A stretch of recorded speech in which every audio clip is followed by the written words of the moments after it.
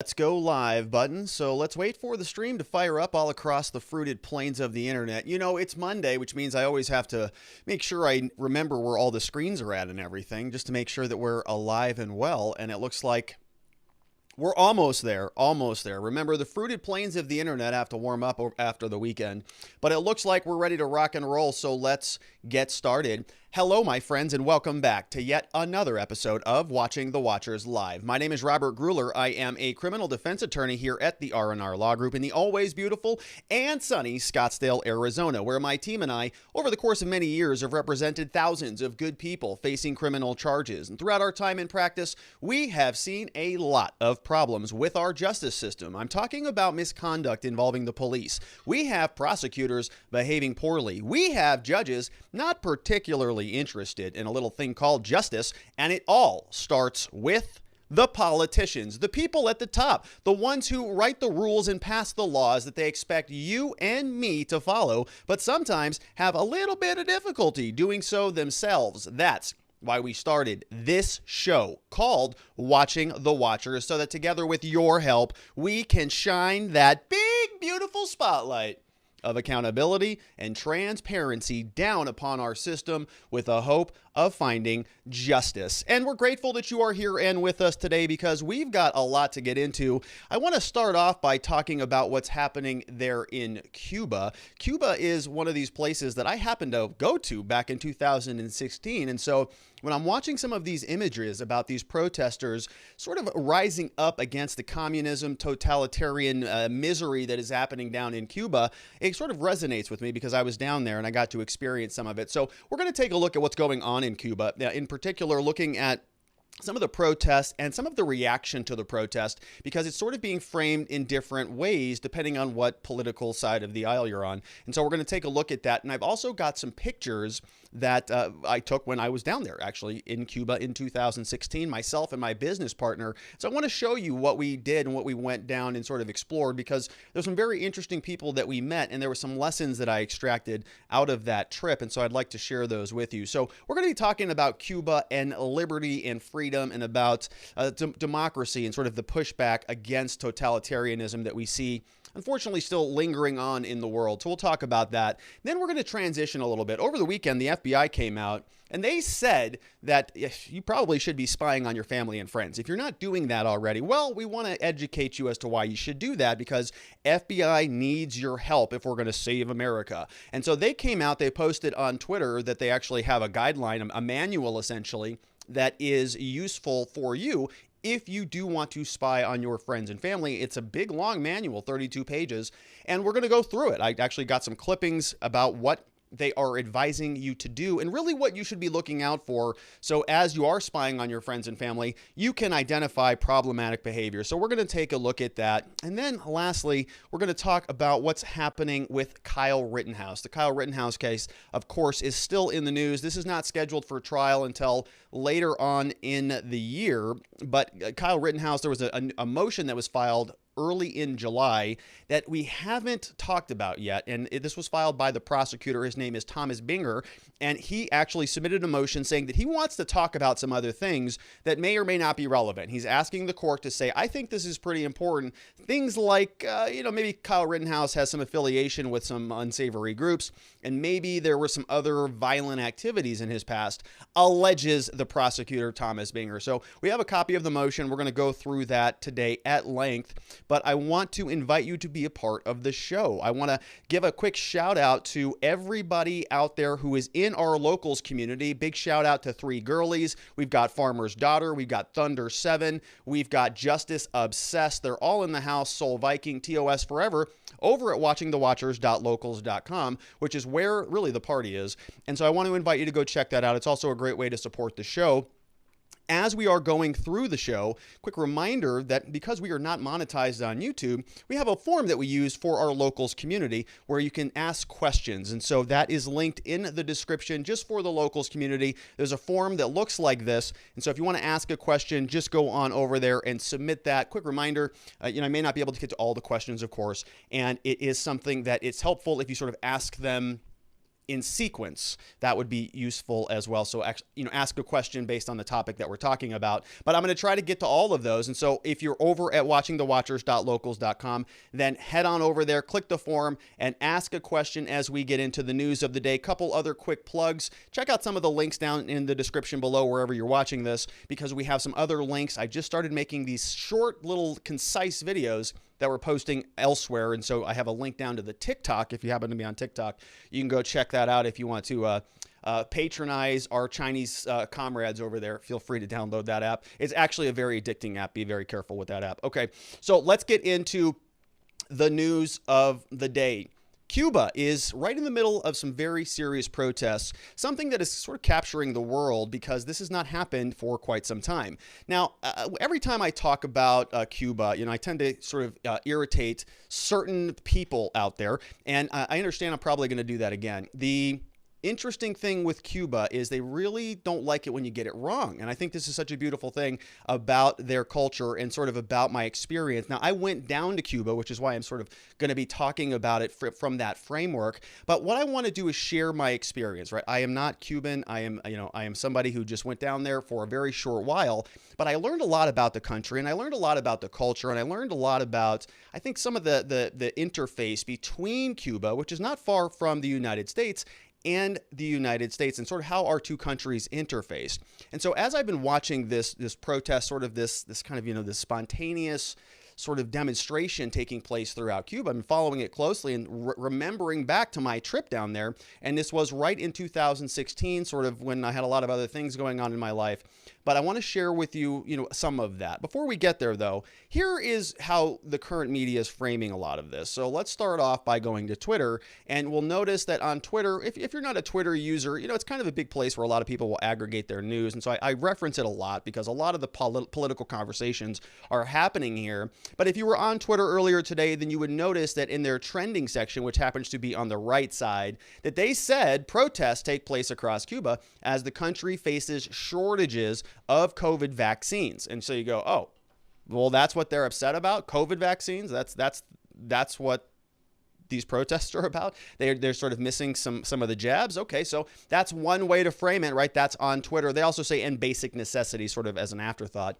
And so, this stuff is being generated by the Twitter overlords. So they posted, of course, that the protests are taking place because they're facing shortages of the COVID-19 vaccines. And they say thousands took to the streets in Havana and other cities to demand vaccines and food on Sunday as the country faces a period of economic crisis brought on by the global COVID pandemic. So, it's just sort of, what do you lead with in a situation like this? Do you lead with, there's protests, there's sort of, uprising, there's a lot of social unrest, people are angry about a lot of different things. We got multiple variables. Which one do we start off with? It could be, I don't know, people are upset that they don't have freedom or liberty or democracy, that they've been oppressed under a totalitarian communist dictator for the last 40, 60 years, whatever it is.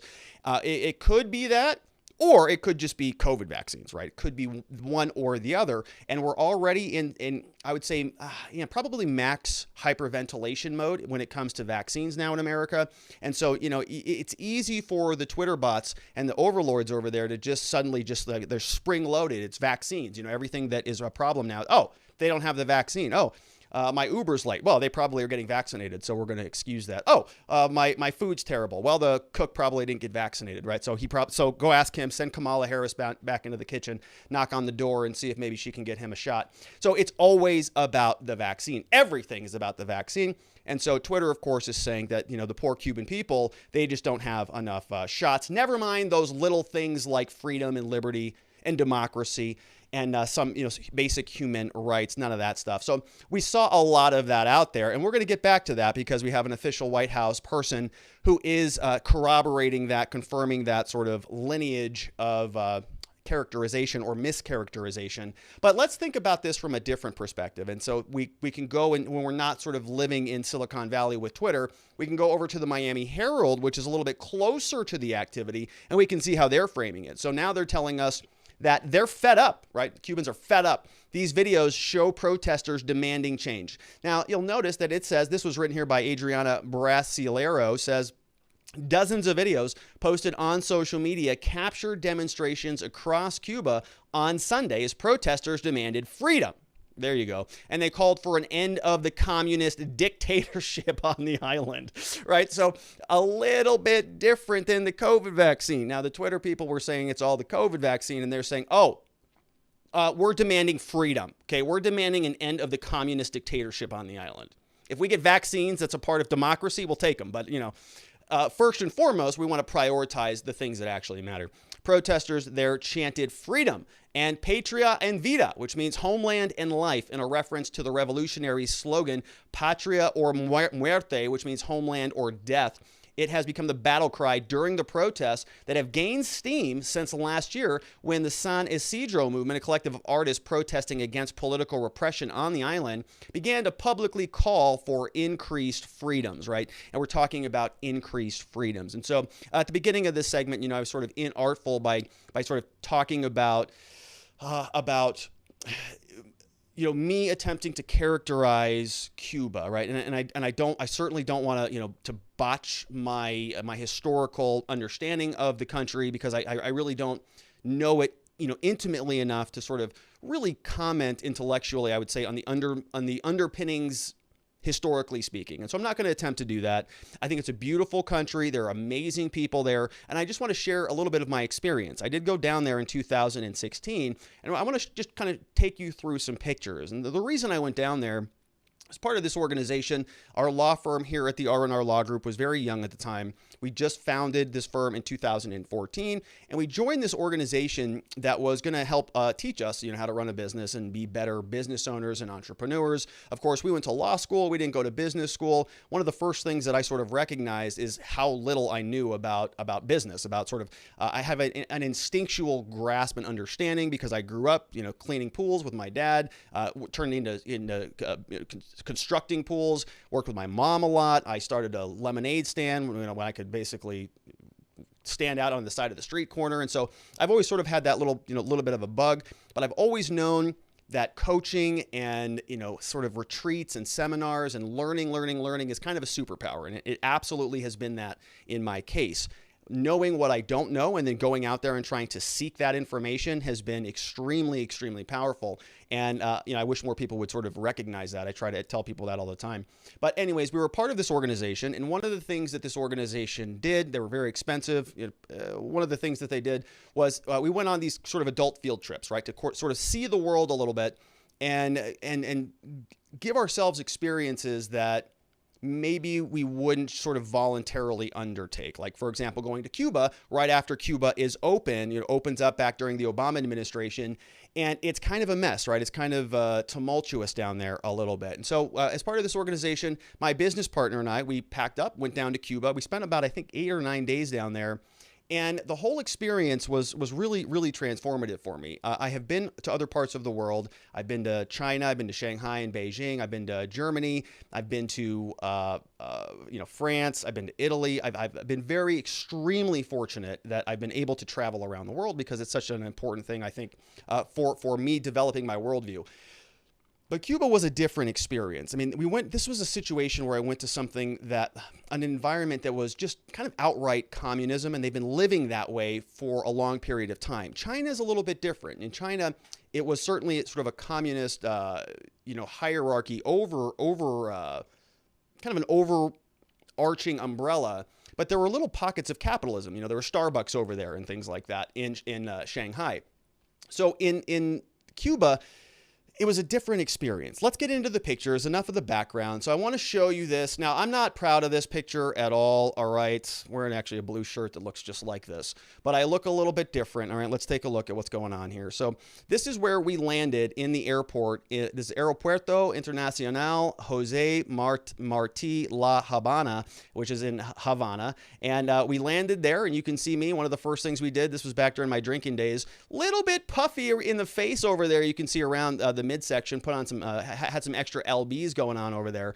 And as soon as we got off the plane, you know, one of the first things that everybody did, we were part of this little tour here. We all got mojitos, right? And so it was something that was fun. Here's my business partner and I don't talk, man, sort of a, you know, kind of a private guy. He's joined us on the trip. Of course, he and I went. We are the R&R Law Group together, and so we're having a good time down there.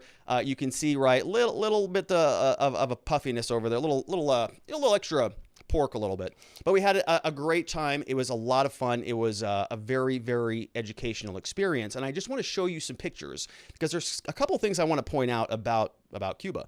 And this is a shot that we had when we first got to our hotel. And so it's a beautiful country, right? A lot of greenery, very hot, very humid. We went sort of, you know, during one of the hottest times of the year, of course. And you can see some of it can be extremely beautiful, right? Like look at the pristine painting here. Now, I wanted to show you this picture because this sort of illustrates something that happens in Cuba.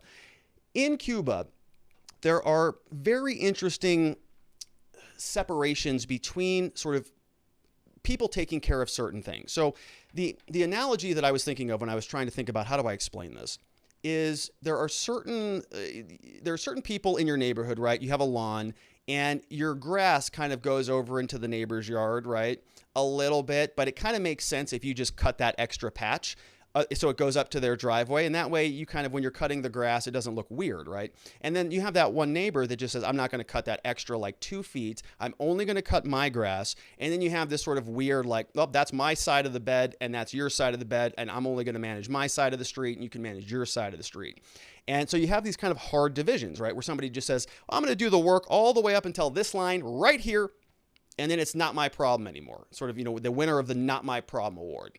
And because in Cuba, basically everything is owned by the government, right? Everything is communism. You see this happen. You see these very strange divisions at very interesting points in places that you may not ordinarily see here in the United States. And to be fair, we do have different pockets of sort of places where we have, you know, nice, newer, you know, modern facilities. And then we have older areas that have sort of been neglected and forgotten about.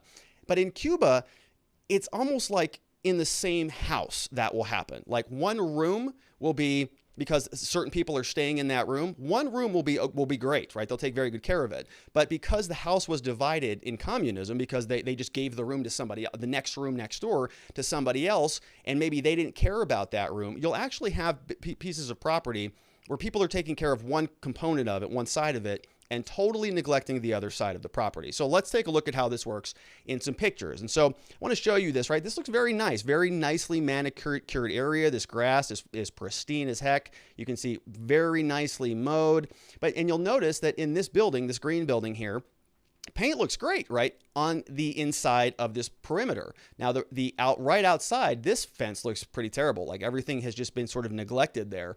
And here you have very pristine, nice, sort of empty building, all white paint and green, very, very nicely painted. Now, you'll see this in certain areas, right? This whole pocket, this whole corridor looks very nice because this was sort of the nice kind of richer area. And you'll see that there are just certain segments of the same property line that just get neglected. Okay, so somebody's taking care of the house, but the entire property is being neglected. Why? Well, because nobody really cares about that property because nobody really has an ownership interest. Now, you'll see different parts of Cuba that look like this, and you'll see different parts that kind of look like this, right? Right on the back end, right on the other side of something that might be pristine. You literally just have kind of segments of the buildings that just kind of just fall off. And I mean literally they're just gone. And it's just because people sort of stopped caring about certain portions of the property.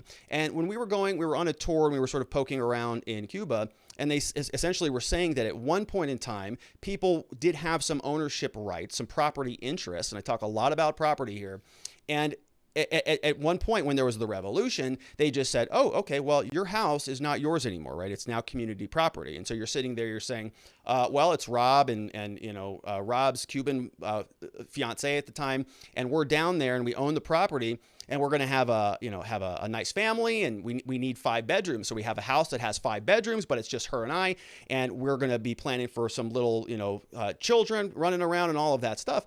And there's a revolution, and then the government comes in and they just say, oh, well, it's just you two in here. There's only two of you. So what do you need 5 bedrooms for? That's ridiculous. That's insane. That's way too much room for you. We have other people out there who also need a place to live. And so guess what? Your house is not yours anymore. You get 1 room because you two only need 1, right? You have plenty of space. You don't need it. And we're just going to give the other rooms, the other 4 rooms in your house, to everybody else who needs it. And so other people would come into the end of the property, and everybody goes, well, you don't want people sort of out there just living on the streets, do you? We don't want a bunch of homeless people out there like we've got in California. And so this is the humanitarian thing to do. We've got space, and I guess that's fine. So you can just come on in, and you can get that room, and you get that room, and you get that room. Well, what happens is now you've got communism, right? We've got one shared asset that kind of everybody's responsible for. So what happens then if you've got 5 people there and they've all got 5 rooms, but something in the kitchen breaks? Who's responsible for that? Well, it's kind of everybody's. And when it's kind of everybody's, it's kind of nobody's. And so nobody takes care of the communal property because people are not incentivized to do so. Because we all know how this works. If you ever went to college and had roommates, you know that nobody ever voluntarily does the dishes, right? Or actually goes and refills the beer or the milk or whatever you need, right? Everybody sort of kind of takes what they need and puts a little bit back, but not the full extent of it. And so what ends up happening over the years is this same cycle where you have no property ownership. You literally see buildings just kind of start falling apart because people will take care of their room, but not the rest of the building. And you'll notice this in this image. I wanted to show you this one. I mean, this is a perfect example of it. So we were at a restaurant here. We were eating in this building. And so let me move myself up here. You can see here in literally the division line, okay, it happens right here. So all of this used to be one building. It was all part of the same structure. And this part of the property on the left side was given to somebody who was essentially an entrepreneur. Okay, this was an entrepreneur over here in Cuba, and that's going to be the moral of this entire story. Is in Cuba, it's a communist dictatorship, but there are a lot of entrepreneurs. There are a lot of capitalists. And when they get their hands on a little bit of assets, they turn it into something beautiful. And this is exactly what happened here. This person basically got this part of the building and she turned it into this beautiful thing, right? Very well cared for. It is painted. It's crisp. It's well maintained. It looks great. And we had a restaurant. We had dinner in there. We had actually, I think it was lunch when we were in there. But the rest of the building, this was all built together, has just fallen apart, right? And as soon as the roof breaks, the family moves out, and the rest of the building just falls apart. And if you were going to, fix this up or do something with it, well, you can't. It's not yours. It's not your property. And so the rest of it just dilapidates, and buildings literally fall apart sort of at the seams, and they will repair it and sort of reassemble it. You can see it almost building by building. Okay, see how this building is just sort of dilapidated and falling apart, whereas you've got these buildings over here that are sort of nice and painted and well maintained. This one is painted and maintained, whereas this one over here is just not. And you just see the same thing happening all throughout the country. And it's it was a very interesting experience, because also in Cuba, you just can't kind of go to the store and buy some eggs and buy some milk. Everything is rationed, and there are quotas and there are all sorts of rules and regulations. So we were a part of this group, and what we would do is go and we would have dinner from time to time. And I want to show you how this works. So you don't go to a regular restaurant in Cuba. People have their homes that they will convert into these makeshift restaurants. And so I want to show you what one looks like. This is where we had dinner one night, and this was somebody's, essentially their home. And she had turned this was the woman here, had turned this in, and this was somebody helping, turn this into where we were having dinner. And there were certain restrictions, she told us, on how many seats you could have to serve dinner for. And so she could only have a certain number of people at any given time. And so what this woman did, same woman who had the balcony that I was showing you, she was taking very good care of her property. She had seats outside there as well. And when government regulators would come in, they would stack the chairs and they would put them back in this closet because they couldn't have that many seats. Okay, they were not allowed to serve that many people because that would have meant that they were over quota and they were getting more resources than they were entitled to somehow. And so the government wants to keep that strong of control over the markets. And so what these people were doing, I mean, I'm not joking you, and I'm not going to out this woman, that's why her face is not in here, is essentially running bootleg capitalist organizations, because she's running a restaurant. It's all being done sort of on the black market. Okay, we're sort of paying in different monetary fees. Right, I didn't manage the tour, but she would tell us that the whole thing it was like sneaking us in and sneaking. It was a weird experience. And she would tell us that because our group was so big, that technically we were sort of, violating certain things. And she had different chairs, but they had to, essentially, she said at one point, throw the chairs over the balcony when the regulators came because they had too many seats. They're not allowed to do that. And you're going, this is crazy. What kind of world is this? And it's legitimate. So let me show you this. This is one of the cards that I took a picture of down there. It said Control de Ventas para Productos Alimenticios. So this is control for the purchase of products or food products, right? They have these little cards that they have where they've got these documents that it's not an ID card, but when you open it up, it will literally give you your rations. Okay. And I took a picture of this. We were in a tour bus going somewhere. So I think this is milk, fresh milk. This is, I think pasta or bread in a pan, right? For bread. And so you go there and you just go and you get your food handed out in rations. And it was such an interesting experience. And so, everybody's sort of transacting under the layer of government, right? There's this layer of government that they say we have all these controls on top of everything that you do. Literally, if you want milk, if you want eggs, if you want bread, you got to come through us to get it. But then there's all of these people that are sort of living in this capitalist system, more or less, underneath, right? They're bartering and they're transacting and they're running their own little companies. Wild. Now, one of the big interesting things that many people see often in Cuba are the cars, right? We talk a lot about the cars, and we spend a lot of time kind of looking at these things and studying how this works, right? A big lesson that I drew from this thing was just how fortunate we are here in America that we don't have to deal with a lot of these same totalitarian tendencies. But here's a picture of my business partner and I in one of these cars that is, you probably see sort of, bouncing around in Cuba. So this is us, right? We're driving around in one of these classic cars. And I want to introduce you to this guy who actually would restore them, right? So we went to his shop. Right? This guy is an entrepreneur through and through, both of them. They're both mechanics. They both have this shop. And what he does is he gets these old, beautiful cars and fixes them up, right? And what is so interesting about this is on the outside, it looks great. You're like, wow, that's beautiful. I'd love to ride in one of those, right? How wild, how fun. But this is kind of essentially all they've got, right? This is it. They're not importing anything over there.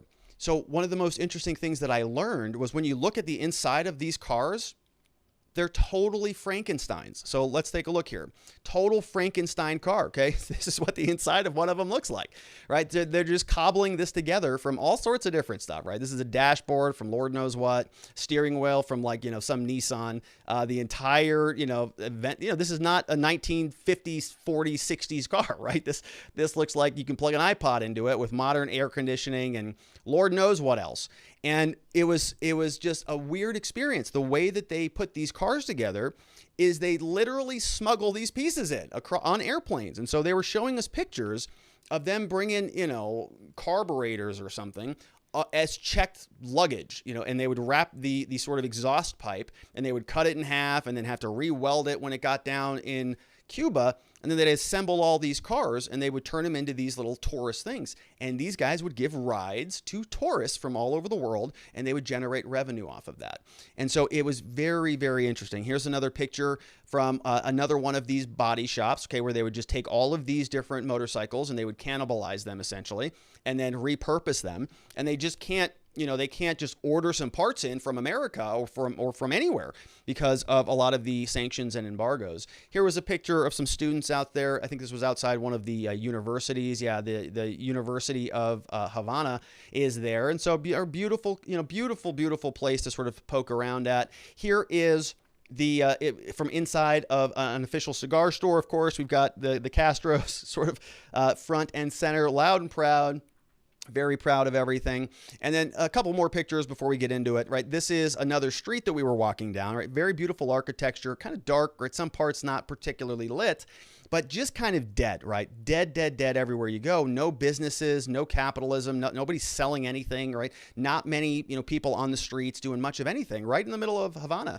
And what would be, as I said, all of these things are sort of kind of bootleg setups. So as we're walking down this street, then suddenly where the heck are we going before we get finally to our restaurant, right? So somebody just kind of off one of these corners just has this little secret hidden restaurant, and you just kind of open the doors, you tuck right in there, they serve you food, they give you wine, and you have a whole experience there.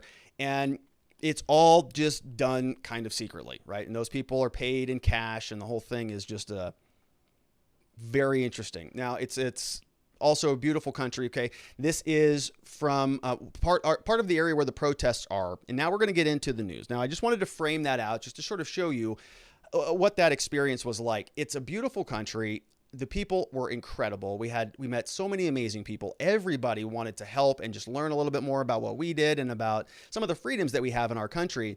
And there were capitalists all over the place. The car guy was a capitalist. The restaurateur was a capitalist. Everybody was a capitalist. They all just wanted to get a piece of something and make it better. And I talk a lot about this on the channel, about people needing to feel useful, and about us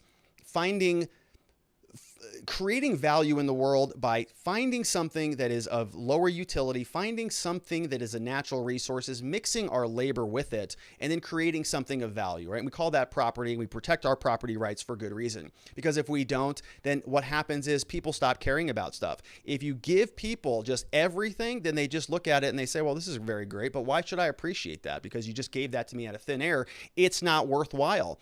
And Cuba, for me, was a prime example of that. People were given places to live and they neglected it. Other people that had to fight and earn it and work for it and are thriving as capitalists in a communist country was one of the most inspiring things I've ever seen. I came back to the United States with a lot of stinking energy because as angry as I get with a lot of what we see going on in this country, we don't have it nearly as bad as they do, and they're making do, and they're building businesses, and they're providing for their kids. And so I just wanted to share that with you. It was a beautiful trip. We have a beautiful country, and sometimes we lose sight of it. It makes me very happy to see that maybe Cuba is going to get a little bit more of that, and I certainly want to support them in their quest. So speaking of that, let's take a look and figure out what is going on there. So this was posted over on Twitter. He says, this is exciting. And so this is, if you'll notice, right, very, very close to where I was. And so this is a picture that I took when I was traveling in one of those cars, driving across the seaside. And now they're right there, right? They're sort of filling this area up. Let's take a listen in and watch the crowd. Now, this might be a little bit loud, so just be forewarned.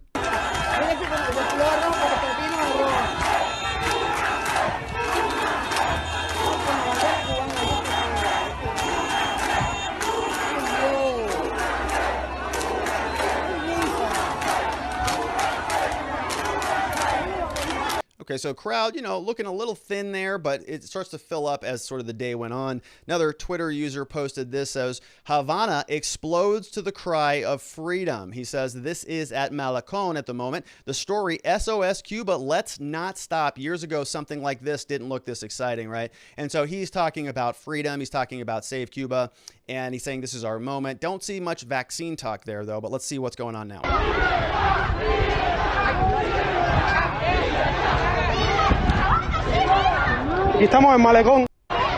So I think they're saying Libertad, Libertad, right? And here's another image of them shouting Homeland and Life. Cubans turn the revolutionary slogan on their head, this says, as they call for democracy. And so here are some more Cubans sort of, protesting, right? Fighting for freedom. Love it.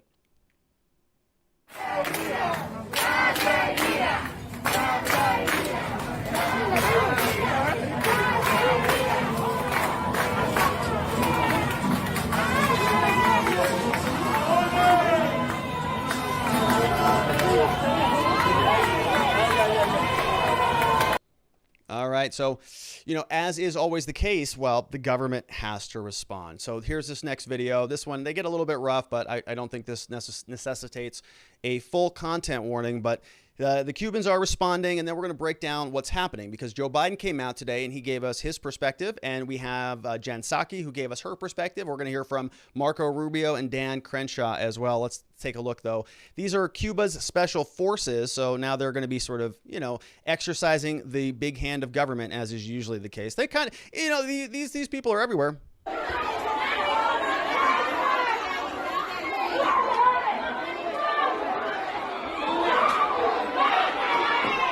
Sale, sale. Con una saúco sí te puede meter en línea. Quelle che ho sempre preso.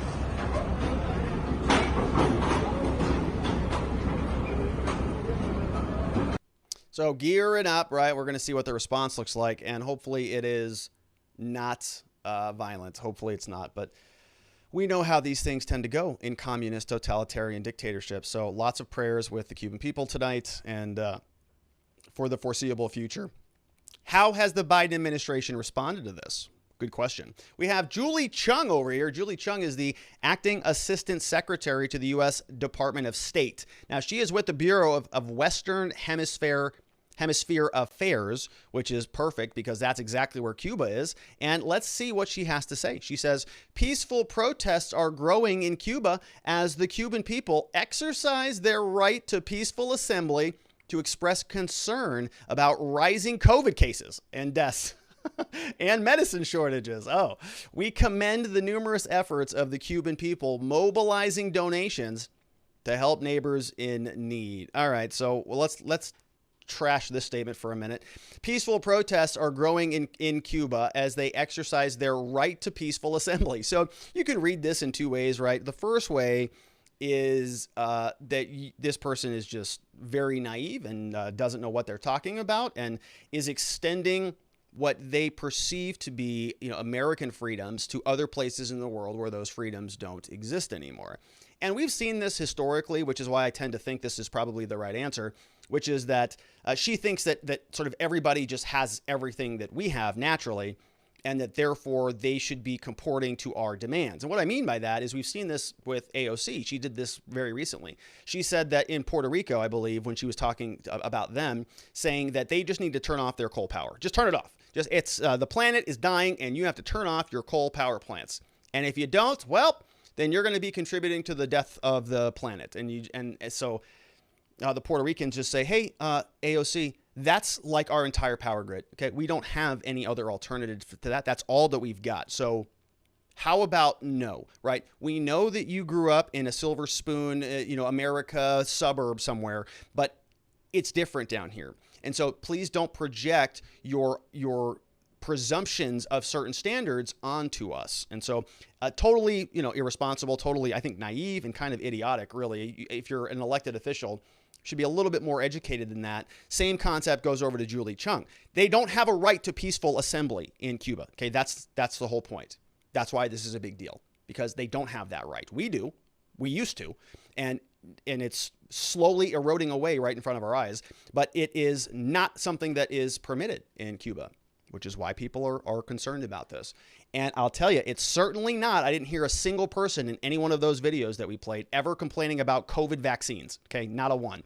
Not one of them. But she wants to characterize it as that. Now, the other way, if you want to be, I think, diplomatic about it, or let's say put this in the light most favorable to her, is saying it would be the presumption that all people have a right to peaceful assembly, right? So sort of talking about this not in actuality, but in idyllic terms. So ideally, everybody has the right to peaceful assembly. Or if you want to approach it from a humanitarian perspective, we all have the right to peaceful assembly. It's a God-given right. It's a fundamental human right. That's why we say it's in the First Amendment, right? Free exercise, free assembly, all of that. So it's very, very possible that that's what she meant.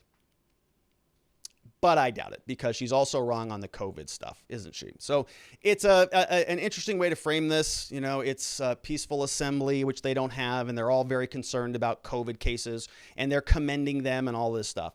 It's basically nonsense, as Marco Rubio says. He says, this is a ridiculous tweet from the State Department. He says, people in Cuba are protesting 62 years of socialism, lies, tyranny, and misery. They're not expressing concern about rising COVID cases and deaths. Why is it so hard for POTUS and the people in his administration to say that? He's right about that. He is totally right about it. They can't just say it. It's because it's too close to home. If they come out and say, if Jen Psaki comes out and says, yeah, you're right, communism is a terrible thing, you're going to have a big swath of the Democratic Party that just goes, what did you say? We don't like that statement, because they're communists. That's why. Well, that's why, Marco. Why is it so hard for his administration to say that? It's because they're communists, Marco Rubio. That's why. They don't want to dunk on themselves. That's why they're not going to say it. It's like when you do something stupid, you don't ever call attention to it. I tend to do that, but most normal people don't. Dan Crenshaw over here also says, no, they're chanting Libertad. They're not chanting COVID-19 vaccines in my arm, please. They're chanting Libertad. Stop playing cover for communists and support the Cuban people. My God, why is that so hard for you? It's true, folks. It is true. They can't acknowledge it, and they can't do it. Here's Jen Psaki. Here she is today, press secretary. She defended Chung's tweet from the podium on Monday, saying that the Cuban people could be discontent about a number of things like economic suppression, media suppression, lack of access to health and medical supplies, including vaccines, which is just wild to me because they have socialized medicine down there, don't they? Don't they have communist medicine? Didn't Michael Moore go down there and do a whole friggin' documentary about the whole thing? And now they're, medical. Oh, well, they don't have vaccines and medical supplies. That's weird. I wonder why that is. I wonder why that could possibly be. And so Jen and Biden come out, and this is the same thing that Kamala did, right? When she went down to Guatemala. Don't come, Guatemalans. Oh, these people. It's so wild to me. All right, enough of that. Biden, to his credit, came out, read a statement that was, I think, the right way to read it. He came out, ABC News says that he backs Cuban protests as the island's president blames the imperialist provocation. So President Joe Biden on Monday stood in solidarity with thousands of Cubans who protested. Good for him. He spoke to reporters at the White House and said that these are remarkable protests, demanding their freedom from an authoritarian regime. And I've seen people on Twitter already dunking on that. Like, oh, well, what about those January 6th protesters there, Joe? How about them?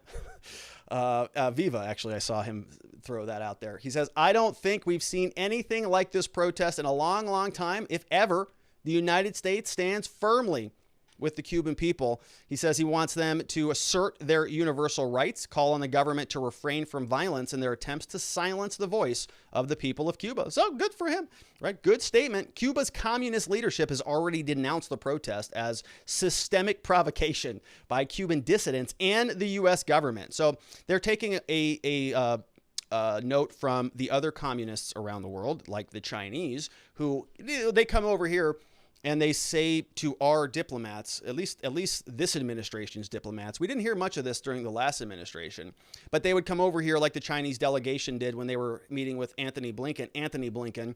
And he said, well, we're very angry with what you're doing with the Uyghurs up there in your country. And they said, how dare you, sir? And they wagged their finger in his face, and he sort of scurried on out of there with his tail between his legs because they used the woke language back against them. And they don't like when that happens, right? Blinken and many people like to talk a lot about systemic everything being problematic. And then the communists come back and they say, oh, how about systemic provocation? What about that? And now if you are a lefty and you hear somebody accusing you of systemic anything, I think you malfunction. I think there's something short circuits up there.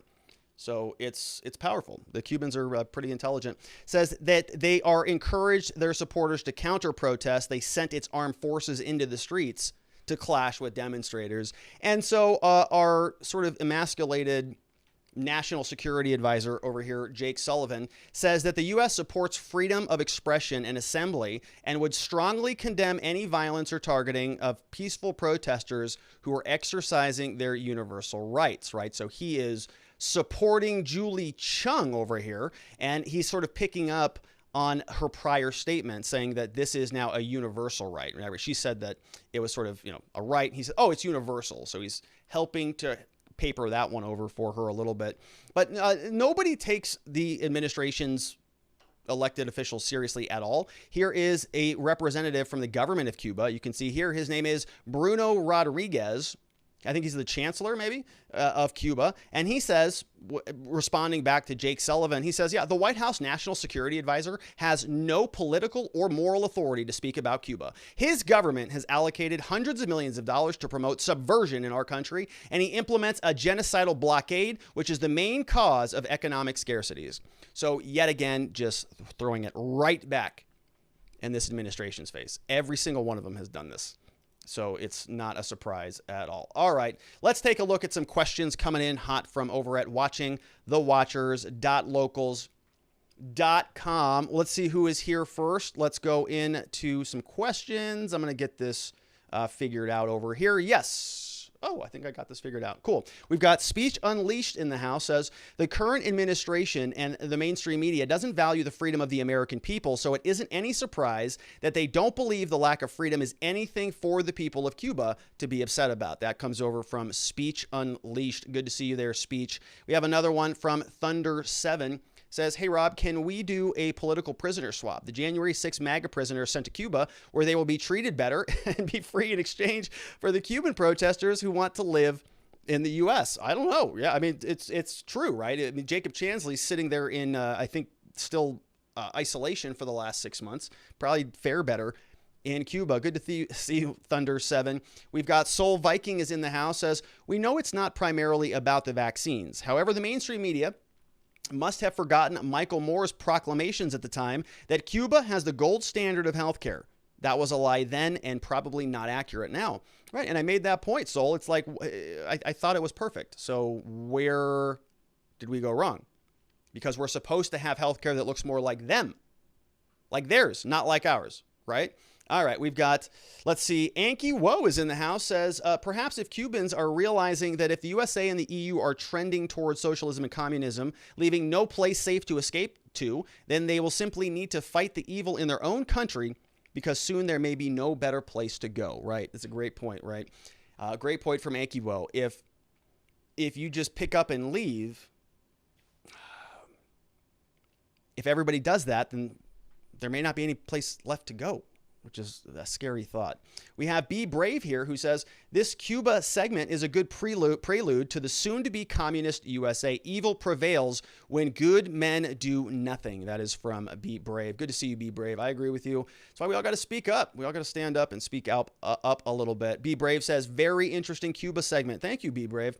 I know that was a little bit different, not our standard traditional political fare, but I learned a lot from that. You know, it's a really good dichotomy. You can see the difference between capitalism and communism right immediately. I learned a lot. It was impactful. We have Be Brave says, what's the curious thing about Cuba is that big tech isn't censoring the story. There has to be a reason. They want everyone to believe this is about a lack of vaccines. Sure. So yeah, why aren't they? I think is the point. And let's see, Todd Trout is here, says, do Cubans have the right to peaceable assembly? Do they have a Bill of Rights? Not to my knowledge. If they do, I don't think it has the same benefits that we have here in the United States. We have, let's see, Thunder 7 says that hope there's no Tiananmen Square repeat. Just a reminder to wacky AOC that the people who were lucky to flee commie countries value American values of liberty more than any other group. The champagne socialists like her haven't a clue about totalitarian states. Yeah, I really don't think that they do. You know, there's a great Twitter profile called Libs of TikTok, which, by the way, I'm on TikTok now. Check that out. Link is down in the description below. But it is, what was I talking about? Oh, Libs of TikTok. One of the best Twitter follows you'll see. But there are a lot of people out there who just sort of are endeared to communism, but I don't think they've actually ever really studied its practical application. They like the idea of it. I don't have to work and everything's going to be great and I can go be an artist and write poetry and work on my screenplays, but it's not reality. All right, we have Nadarb is here, says, the clip you showed of the Cuban police hopping over that vehicle, can you imagine our police trying to hop their out-of-shape selves over something that tall? And he's laughing in Cuban right there, ha ha ha, with the JA, right? So that's good to see you, Nadarb. Next up, we got Want to Know, says, sounds just like the Portland protests with freedom running commercials to share your place with someone else, telling how many people can shop at the stores and the cafes, etc. And then lastly on this segment, we've got from a note anonymous, we've got, I don't get it. If Cuba has been living like this for 62 years and people have learned to live in this situation, then why now? What actually happened to trigger this protest? Ooh, that's a good question. I don't know. Gonna probably be more information about that. Does it have anything to do with Haiti or anything else? I don't know. Interesting things happening in the world these days. All of those questions came over from watchingthewatchers.locals.com. Very much appreciate all of your love and support over there. All right, so we're going to change gears. We're going to move into the next segment, my friends. Let's take a quick look at the chat, make sure that we're still coming through loud and clear on the broadcast. It looks like things are happening alive and well. We got Soul. Jeremy's now in the house, Jeremy Matrita. We got Random Grams in here. Says, thought it was a brilliant segment, more impactful. You're the first person to see. I've seen who've been there and can share a firsthand experience. Cool. Awesome. Yeah. Yeah. Awesome. Good to see you guys. All right. So let's move on into the next segment of the day. The FBI, we've been a little bit critical about some of their investigations here on this channel for some time, but now they want you to sort of be kind of helping them spy on your family members and your colleagues and your peers and everybody else, anybody else who may be raising one of those red flags that we all have to be ultra concerned about. And I'm not even kidding about this, my friends. Over the weekend, they posted on Twitter, they said specifically, family members and peers are often best positioned to witness signs of mobilization to violence. Help prevent homegrown violent extremism. Visit go.usa.gov to learn how to spot suspicious behaviors and report them to the FBI. Hashtag national security. All right, now I want to spend a little bit of time on this statement. Okay, this is a finely tuned, highly engineered precision post. Okay, this is the FBI. And I know we sort of needle them a little bit from time to time. Don't know what they were doing on January 6th, but we'll get there. But it is basically the most recognized intelligence agency in the world, right? Big budgets, a lot of manpower, a lot of skills. Very, very serious people there. If you've ever dealt with the FBI on a formal level, it's a different ballgame, right? You're dealing with U.S. attorneys, you're dealing with the Justice Department. It's a different sort of scale. When they post something like this, there is something that goes into this that is deeper than just a tweet. And I want to spend some time breaking this one tweet apart. So I know this might be obnoxious, but let's go through it.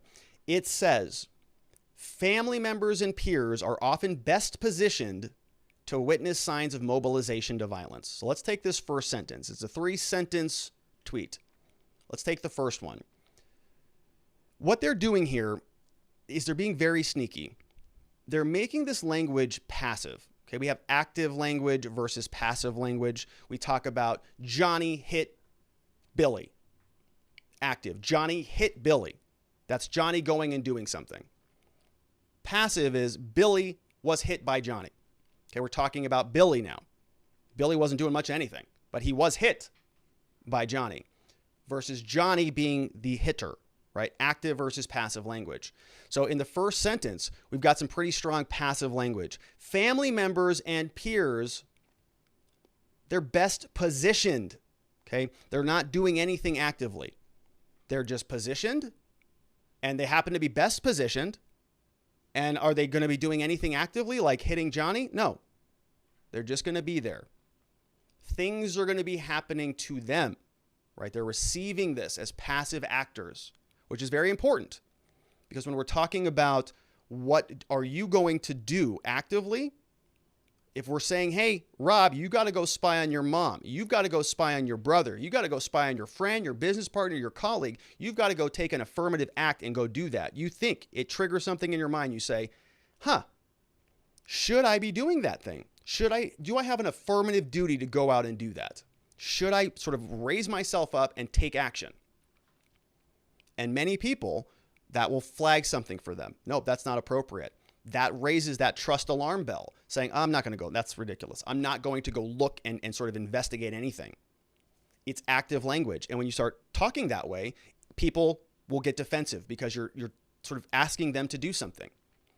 This is where we talk about calls to action in marketing. And when we make closing arguments in law, you want to, primacy and recency, right? We talk about some very important language techniques.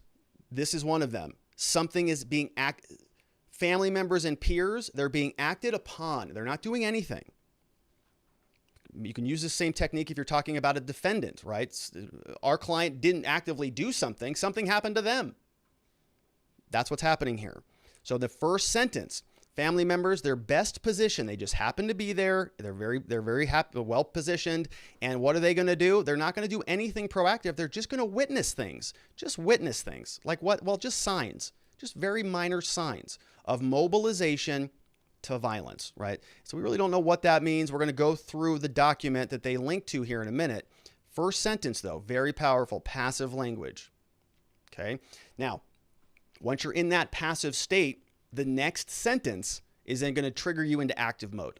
So as a passive observer here, you're going to be best positioned to do what? Actively help prevent homegrown violent extremism. Right? And so now we're sort of transitioning from signs of mobilization of violence. Now we're not talking about signs. We're talking about preventing actual homegrown violent extremism. Right? And it's going from a passive statement where you are being acted upon to just be positioned and witnessed to now using that passive position in a call to action. And so it's sort of bypassing, short-circuiting your alert antitrust mechanisms. Oh, I'm just passively helping prevent homegrown extremism. How am I doing that? By actively monitoring other people. For what? Signs of mobilization to violence. But when they frame it this way, you're not an active participant. You're just somebody who is actively participating, but in a passive manner, right? And this stuff matters. This is why this was engineered this way. This isn't some intern just flying tweets out. They know what they're doing, and they know how powerful this is.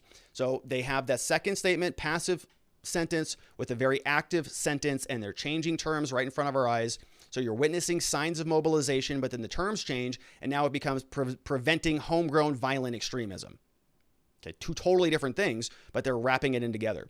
Now, you'll also notice that they say, visit this web address. Now, I might be making too much of this, but I think this is very good subliminal. Whoever organized this is brilliant. Go USA Government. Right? There you go. Visit Go USA Government. There you go, guys. Go USA Government. Hey, guys, look, as family members and peers, you are best positioned to help prevent violence. All you got to do is prevent homegrown violent extremism by reporting your peers. Go USA Government. All you got to do is click there, Go USA, and then we're going to show you how you can spot suspicious behaviors and report them to the FBI. Right? It is very masterful, this whole thing. We've got some nice graphics here. We're going to go through these briefly. Okay, they are giving us something to look at. They assembled this for us, so this graphic was generated for this tweet. Doesn't come from anything in the manual that we're going to look at. But when you do click this tweet, which has been shared all over the place, you click this link, and it's going to take you to this document. It's called the Homegrown Violent Extremist Mobilization Indicators, the 2019 edition, right? So I'm curious to know how many people actually click the link. I certainly did. And it is a big document, looks pretty nefarious, right? We have the Pulse nightclub sign right here. Got a heart over here. We've got, looks like the Boston Marathon or something explosion going on right there. We've got a blown up truck. I'm not sure what that one is from. This is a building. Looks like it got blown up. And so we see this looks like a bullet, back end of a bullet. And this also looks like just sort of what is poking through this at the front cover is just it looks like an exit blast of a bullet or some sort of projectile, bursting its way through something. So you can see a lot of imagery there. I mean, they're talking about mobilization indicators. Right? And this is homegrown violent extremists. This looks a little bit different than family members and peers, right? It looks like we're talking about something pretty serious here, right? This isn't something like I'm going to go, hold up a convenience store, right? This is something that is much more serious, violent extremists and homegrown violent extremists. Okay, so let's go into the document. It's 32 pages. And we're not going to go through it all. It goes by very quickly, as you can see. 32 pages. Let's go through it. What are they doing? They're going to give us these things called mobilization indicator criteria. Okay, so they're going to tell us how to classify somebody, whether they are in fact a violent extremist. We're going to go through different behaviors and we're going to put them into different buckets. We have bucket A, which says if you're in bucket A, like you're highly problematic. Okay, you should be on with the FBI like yesterday to talk about that person. Group B says that it's pretty concerning. Probably should call the FBI, but not as concerning as Group A in that bucket. And then we have Group C, which is really like, well, I mean, of course you should still call the FBI, but we're less concerned about these things, right? So kind of everything is kind of a problematic characterization of behavior. And the question is, what category do you fall in? And then based on that category, what do you do with that information? So we're going to go through it. And I want to just point out, right, I live in the same society that you do, most of you, here in the United States. And I certainly want to live in a safe society. I'm not somebody that wants nuclear warheads proliferating throughout the country, right? I don't want that at all. But I also value freedom, and I also value personal liberties and the right to privacy and the right to free assembly and the right to free thought and the right to free access to certain information and the right to speak and write and share things and concepts. And so when we start to put all of these different concerns on a scale, we got to balance them out a little bit.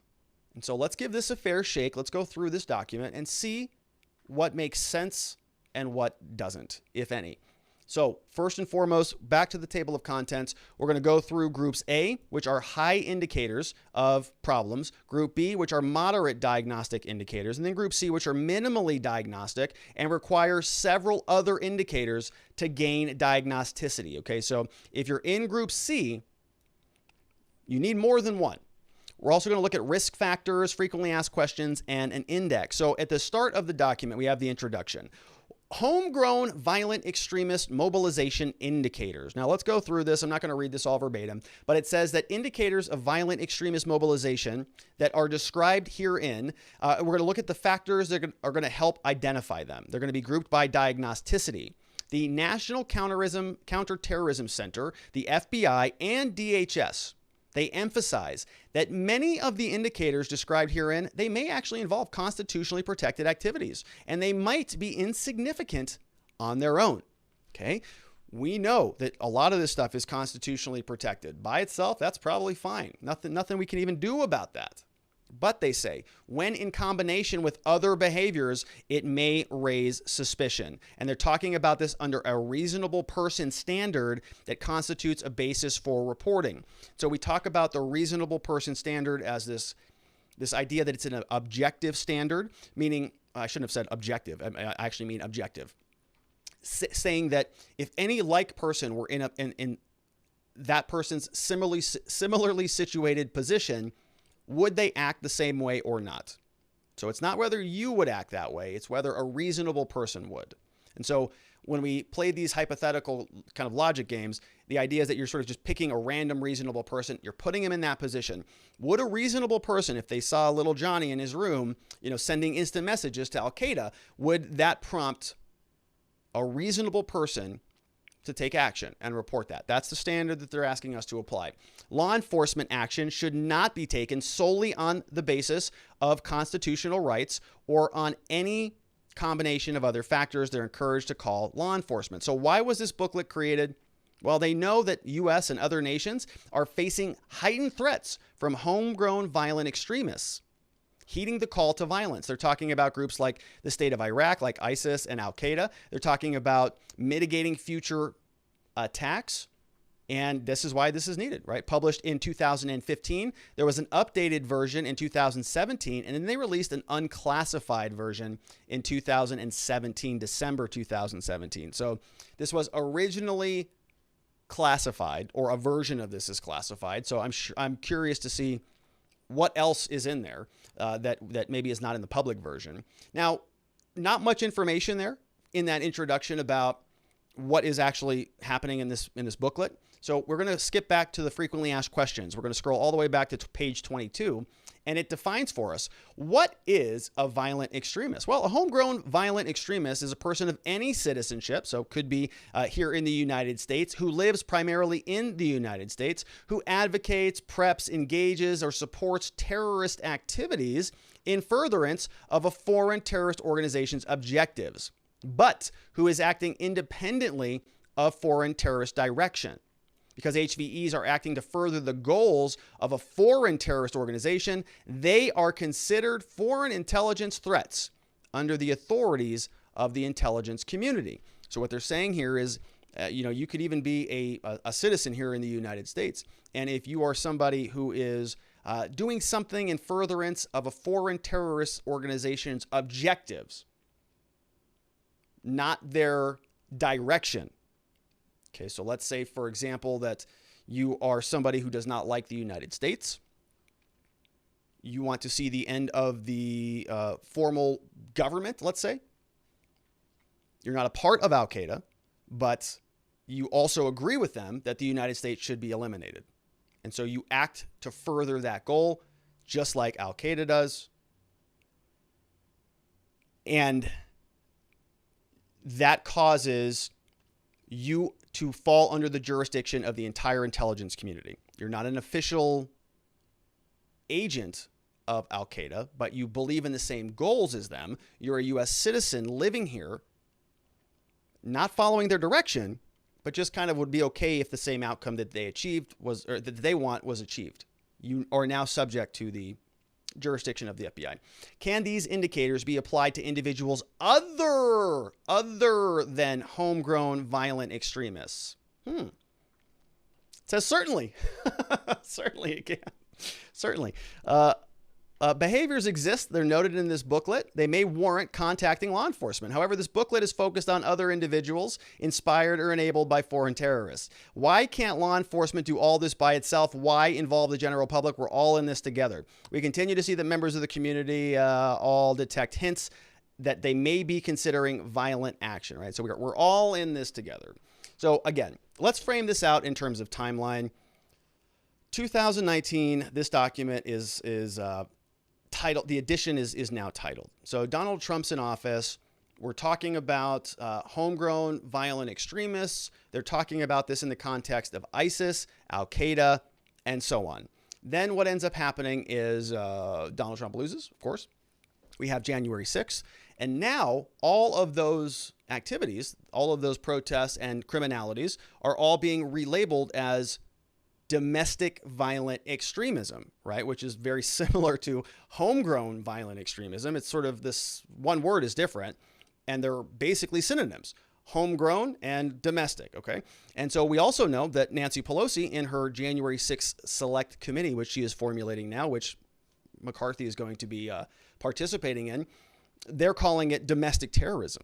So you can see now how the expansive, sort of the more limited definition from 2019 is now being expanded quite a bit. And if you doubt that, well, we can just check in with John Brennan. Remember John Brennan on January 20th, the day that Joe Biden was being sworn in. He is the former CIA director, and he's a former Obama White House official. He said that the Biden intel community on January 20th, he says they're moving in laser-like fashion to try to uncover as much as they can about pro-Trump insurgency that harbors religious extremists, authoritarians, fascists, bigots, racists, nativists, and even libertarians. Here is John Brennan now taking that definition and sort of expanding it even further, right? From insurgents, from domestic violent extremism, now into everybody else, racists, bigots, nativists, anybody who's anti-government, even libertarians. Here he is. So I know looking forward that the members of the Biden team who have been nominated or have been appointed are now moving in laser-like fashion to try to uncover as much as they can about what looks very similar to insurgency movements that we've seen overseas, where they germinate in different parts of the country and they gain strength, and it brings together an unholy alliance frequently of religious extremists, authoritarians, fascists, bigots, racists, nativists, even libertarians. And unfortunately, I think there has been this momentum that has been generated as a result of, unfortunately, the demagogic rhetoric of people that's just departed government, but also those who continue in the halls of Congress.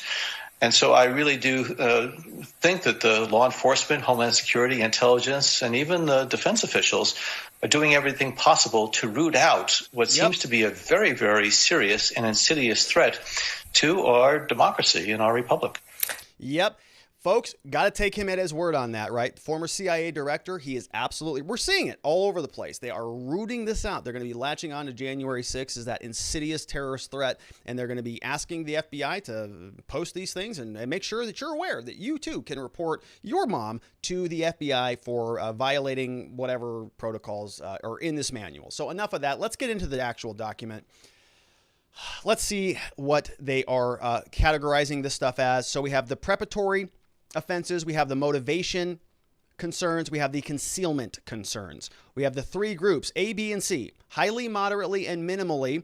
And these are the observable people, so people who can see this stuff. And then we have imminent concern, near-term concern, and long-term concern. Okay, so you shouldn't just be reporting the imminent stuff either. Like if you see little Johnny in there saying, well, you know, he's connecting the wires for the A-bomb. He's like, oh, what's going on here? And you, hey, Johnny, FBI, Johnny's going to nuke his, you know, whatever. So not good, right? That's an imminent concern. So you would certainly want to call that. But if Johnny is a longer term concern, like let's say he voted for Donald Trump or something like that, well, that's a long-term monitor play. You're going to have to watch that for some time. Okay, so category A, obviously, right? Stuff that we want to make sure, the FBI wants to make sure you're reporting. Preparing and disseminating a martyrdom video or statement and last will. Okay, a final statement. So indicators that are highly diagnostic on their own. So we see here Jihadi making a last will and a video statement here. I don't see anybody being beheaded in this video, but certainly, right, time sensitivity, immediate concern. Okay, so I'm not, I like to, you know, I like to kind of poke fun at the FBI, but I agree with this one. How do you even argue with that, right? If you walk in and little Johnny's making a last will and testament for martyrdom, got to report that one. Also on this one, seeking religious or political justification for a planned violent act, right? So if your family, peers, or religious leaders or online contacts see this, that they're seeking political justification for a planned violent act, you might want to pay attention to that. Mobilizing others for violence, especially family members, right? So if you're getting people together, we can see here organizing them to go commit violence. Well, you know, so now we're sort of going down the scale a little bit, right? Now you start to ask yourself as we go down this, well, what does violence mean? You know, what does mobilizing for violence mean? You know, what if we're just going to go down to visit the Capitol building? Is that mobilizing for violence? Some people would say absolutely that is. And some people would say, what are you, nuts? This is America. We can still walk around, right? Some people might say, if you're going to go protest masks or something, that is violent. So you got to be, we start to get into some gray areas. Now it says seeking help from family or other authority figures to enable people to travel to join terrorist groups overseas. Cause for concern. Okay. Somebody buys a plane ticket on Al-Qaeda Airlines. Yeah, it's a problem. Preparing to travel to fight with or support terrorist groups. Another imminent concern, right? Pretty obvious stuff here. And so if you see something that obviously connects somebody to a terrorist group, probably worth a phone call or you know, at least an inquiry. Communicating with the intent to engage with a violent extremist activity. A threat or justification for action. So how about this? A social media post, a tweet, a hashtag, or a manifesto. Violent extremist activity now. So now what we're talking about is not really violence. Okay, so other statements here we're talking about violence. Mobilize others to actually commit violence in number 3. This is different. In violent extremist activity, you know, that could be a number of different things. It could be going bowling with your violent extremist friends. A threat for justification. Okay, so those are the big group bucket A problems. Call the FBI if those things are happening. Now we get into the other, a little bit more grayer areas. See what you think about some of these. So this is in group B. These are indicators that are moderately diagnostic. So if you're observing little Johnny over there, or your mother, or your brother, and they're doing these things, maybe call the FBI. Not sure yet. use your judgment. So it says here, number 7, if they are suspiciously obtaining or attempting to obtain explosive precursors. They're going to be blowing something up. Yeah, it might be useful. Simulating an attack or an assault on real-world targets. Near-term concern. Surveilling potential targets, also a near-term concern. You can get arrested for that. We saw that with the Governor Whitmer allegations. Number 10, inquiring about jobs that provide sensitive access to certain things in a suspicious manner. So if you're like, well, I want to go work at the hydraulic power plant because I love water. Sure, come on in an interview. But if you're like, well, I want to go there because I'm interested in the rebar composition in the concrete. Little bit suspicious on that one. How about number 11, conducting research for a target or tactic selection. This is in the preparatory section now. We also have suspicious sending of financial resources, or electronic equipment, or survivalist gear to people or groups overseas. So that's a problem. If you're going to be sending, buckets of food or cryptocurrencies, that could be a problem. Number 13, receiving unexplained monies from third parties overseas. So again, overseas here, right? But we're talking about homegrown and now domestic stuff, so that might change. Number 14, expressing acceptance of violence as a necessary means to achieve ideological goals. Oh, this one's tricky, right? Communicating a desire for revenge or promoting violent extremist narratives, sharing and praising violent extremist videos. This is a long-term concern, so you should be watching for this for a long period of time. So promoting extremist narratives, this is where you get kind of tricky with some of these things. Like, for example, if you were to say something like, the tree of liberty needs to be refreshed from time to time with the blood of tyrants and something like that. I think that goes on, right? The blood of tyrants and something of patriots. It goes on. But the point is, right, if you were to say something like that, is that a violent extremist narrative or not? I don't know. Probably going to find out after I get indicted. Number 15, we have attempting to radicalize others, especially family members and their peers. So anytime you go to a Thanksgiving dinner, you're probably doing that. Creating or joining a group that promotes violence to address social, political, ideological grievances. Never promote violence on this show. Having acknowledged or an implied membership or an association with a violent extremist group. So like ISIS or those things, of course. Participating in online sites or groups that promote violent extremism. We've seen this before, right? Our Discord got labeled as extremism. Not violent, I don't think, but we got thrown off Discord for something like that. So who it's subject to interpretation. Number 19, communicating directly with violent extremists online. Number 20, claiming relationships with incarcerated or infamous violent extremists. So sort of reaching out and having that jailbird relationship. 21, encouraging or advocating violence towards individuals, military or government officials, or law enforcement or civilian targets, right? Don't ever advocate for violence. Group B, this is motivation now. We're going to go through this a little bit more quickly. Outbursts or behavior, including violent behavior, that results in the exclusion or rejection by the family or your community. What? So if you get in a fight with your family, there you go. Call the FBI. Producing violent extremist videos, media or messaging. Okay. Expressing a desire to travel to conflict zones. Group B, suspicious travel activity. We have new use of concealment behavior. So this means counter surveillance techniques, encrypted media apps or software platforms. So if you're on Telegram or you're on, what's the other one? Signal, or you're encrypting anything, that is concealment behavior now. Deleting or manipulating social media accounts to misrepresent your location or to hide group membership. Near-term concern. Okay, a lot of people on Twitter who need the FBI at their doors. We've got Group C, the lowest tier, just a couple of these. Indicators that are minimally diagnostic on their own. So we got the suspicious building or testing of explosives. Imminent concern. When I was about probably 12 years old, should have got me at that time. Number 29, suspicious or illegal acquisition of weapons or ammunition. Near-term concern, if you're stocking up on ammo these days, an unusual purchase of military-style equipment other than weapons, so body armor and those things. We also have suspicious, unexplained, or unusual physical weapons or training. So multiple non-recreational gun range visits or attempts to seek technical expertise like flight training, electronics, or chemical.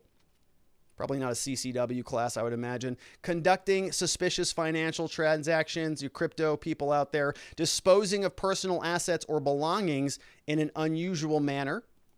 And unusual goodbyes or post-death instructions to family and peers. So unusual goodbyes. So if you give your mom a hug for just a little bit too long, you're like, uh-oh. Mom's like, uh-oh. Call the FBI. Number 35. Gosh, there's so many of them. It's hard to keep track. So look, you now have an obligation to save America. Print this list out and just keep it by your bed. Check on everybody. Promoting violent extremist narratives like the West is waging war with Islam. It's us versus them. Violence is required to defend the identity group. So all of that is a major trigger. Engaging in outbursts or fights with families, peers, and authorities while advocating a violent extremist ideology. So again, don't go to Thanksgiving. Isolating oneself from families and peers. We also have adopting more than one violent extremist ideology. Well, yeah. John Brennan just gave us a whole laundry list of those.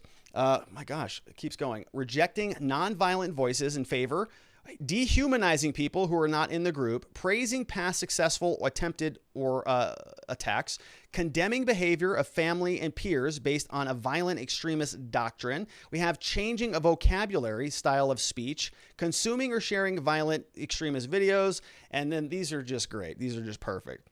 Concealment, right? Number 45, researching or discussing ways to evade law enforcement. So basically anybody who ever purchased my Gumroad program for law enforcement interaction training, well, that's sorry about that. Also, lying to law enforcement officers or obstructing investigations. Now, obstruction means basically anything, right? So, yeah. And if you have any one of those little elements, what do you do about that? Well, got to call the FBI. Individuals are strongly encouraged to contact their local FBI office or go online. In case of emergency, call 911. Signed off on by the FBI, the National Counterterrorism Center, and the U.S. Department of Homeland Security, my friends. Those are all the various factors that are out there. What do you think about those? Are those worthwhile? All right, let's take a look at some questions. What's going on over from watchingthewatchers.locals.com? We've got some questions now. Let's see who's here. We've got Thunder7 says, what the F? It's official now. The FBI is the KGB, the Stasi, the brown shirts. It's very scary. Good to see you, Thunder7. Let's see who else is here. We have It's Ed is in the house. Says, didn't the left accuse the right of being Nazis when Trump was in power? Yet the left is doing exactly what the Nazis and other socialist communist regimes did. They use family members and peers to spy on each other. This is actually scary when you think about it. It is scary. And just think about what we went through with COVID, right? I know people that have like ruined relationships, and families have basically gone to war over the COVID stuff, right? You can't come over unless you've got this, and this, and this, and this, and all this stuff in order. And they say, well, I'm not coming over then, right? Parents and grandkids and families are separating over this stuff, over COVID, over masks and vaccines. You think that if we're talking about national security, right? If somebody says that Donald Trump is literally a terrorist who's going to wreck America, and people see that on CNN every day, and their colleague, their coworker is in there, listening to Michael Savage or somebody out there, they go, or Alex Jones, wow, that's dangerous extremist rhetoric. These are the same people that said if you don't wear a mask, you're going to murder somebody, right? They're not connected to reality. So now we're saying that a government body like the FBI that many Americans still think and hold in very high regard, in incredibly high esteem, they say, I have to do this. And they also remember back to the imagery that we just saw. On January 6th, America literally almost was taken over. I've got an obligation now. Anybody who voted for Trump now, we got to root them out, because they might be dangerous. Yeah, you're right. It's Ed. It is very scary. Let's see who else is here. Want to know is saying, should we report Antifa and BLM activism? They could become violent, or do they mean white people? That's racist. Yeah. It's a good question, right? And I was going to go through this and actually clip out some examples for each one of them, but there are just too many to go through. But certainly, right, you could easily pick out for any one of those different categories, any one of those different bullet points, a problem that anybody everywhere has done something on that list, or a multiple of those things on that list. I say this all the time. You can criminalize anything in the world if you write enough laws. And so they've got enough criteria that anybody can fall into any one of those things. It just matters who's asking the questions, essentially. All right, we've got Want to Know says, this just gives them a reason to confiscate firearms. It's another good point. Let's see, Three Girlies is here, says, so the FBI wants us to snitch on thought crimes. Isn't that the same tactic that they are using with the red flag laws? Yeah, right. So the red flag laws being the, if somebody is deemed to be problematic to own a firearm, somebody says, well, a judge somewhere, a prosecutor somewhere, some police officer somewhere says that person's a threat. They get the red flag. They don't get a firearm. They haven't done anything wrong. It's like a pre-crime, but they're still prohibited from one of their constitutional rights. Problem. It says, now using a booklet they revamped from stopping foreign terrorists to family friends. This is ridiculous. Makes you wonder why the American people, when the American people are going to see past the bloated, overreaching government hacks. It's a good question. Good question, Three Girlies. I don't know. Hopefully soon. We have Nadarb says, this is literally the stuff of the Stasi, except way bigger. The German organization, Open Data City, estimates that while the Stasi archives would fill 48,000 filing cabinets, just one U.S. government server could store so much data that, if printed out, the reams of paper would fill 42 trillion filing cabinets. This is from an article from 2015, so who knows about today? 42 trillion filing cabinets. Yeah, I totally believe that. I've said this for some time. I actually think that the government has every shred of data stored in a server somewhere. I mean that. I mean every single bit, every one that's ever been transmitted. And I know that's like insane, but I think that. Or look, if it's not every bit, like almost all of it, the stuff that really matters, they're jacked in at the ground level. Everything goes through them. Somebody somewhere. All right. Let's take a look. We've got a couple more to go through. Let's see. We've got Three Girlies says, so are they going to apply this standard to Antifa and BLM? Seems to me that those two groups already meet the criteria of the homegrown violent extremism. Not that I've seen, not from the FBI. They are going after all of the insurrectionists from January 6th. Edon Tess is here, says, the devil is always in the details. In this case, the application of this FBI information. If we were to remember from 9/11 the phrase, if you see something, say something, like certain individuals wanting to learn how to fly but not land airplanes. If someone had a heads up when Mohammed Atta was flying at the fly school, maybe we stop that or interfere with that attack. Fast forward to now, and a group wants to have a peaceful protest on the DC Mall. Now we put those people on a watch list for a truly peaceful protest. Are we caught in an everlasting catch-22? It's a good question, right, Edon Test? Which is kind of my point. You know, you kind of have to balance the different things that we have to consider, all the different variables. On the one side, freedom, civil liberties, American ideals, right, about free assembly, the right to be protected against government intrusions into your private affairs. Very, very important concepts. And it's important for reasons that are bigger than making them worthwhile to sacrifice, in my opinion, in the name of some temporary security. In other words, when the government comes in and says, yes, we know that that's important, but we need access to those things in order to protect you, I don't buy that, right? I draw the line at that. And so you still have to sort of balance these factors out. You want to protect a lot of those liberties, but you also want to enable the government to do what we want the government to do, which one of the main things is to make sure that we're not being attacked by foreigners and that we have some safety and peace here at home, right? I would say one of the fundamental building blocks or legitimacies of government is safety and security. If anything, it might be the only one, and they're not even that good at that. So how do you balance those things? It's tricky. All right. We got a few more. We got a handful more. Sabdi's here says, Meanwhile, there was a welcome mat at the southern border. Overthrow the government. Isn't that what Antifa and BLM are all about? Yeah, maybe John Brennan should have talked about them. Let's see. We've got Ghost Gunner is here, says, guess I'm yet on another list. Libertarian, NFA items, 80% lowers. There's probably more. Molan Labik? Well, I don't know what that is. Good to see you there, Ghost Gunner. I'm on a list with you, my friend. We're on probably several of them. Let's see what else we've got. Thunder 7 is here, says, look, there's a veteran saluting the American flag. Yeah, very suspect. Arrest him. He must be a terrorist. That's from Thunder 7. Let's see what else. We've got another one from Jeremy Matrita, says, by the FBI's definition, if your favorite food happens to be the same as a terrorist, the FBI may draw their own conclusions about you. It's very similar, similarities there. Yeah. Have Shades is here, says, so basically we can call in the White House to the FBI under their own guidebook for suspicious behavior. Yeah, right. It applies to everybody. That's the whole beauty of the program.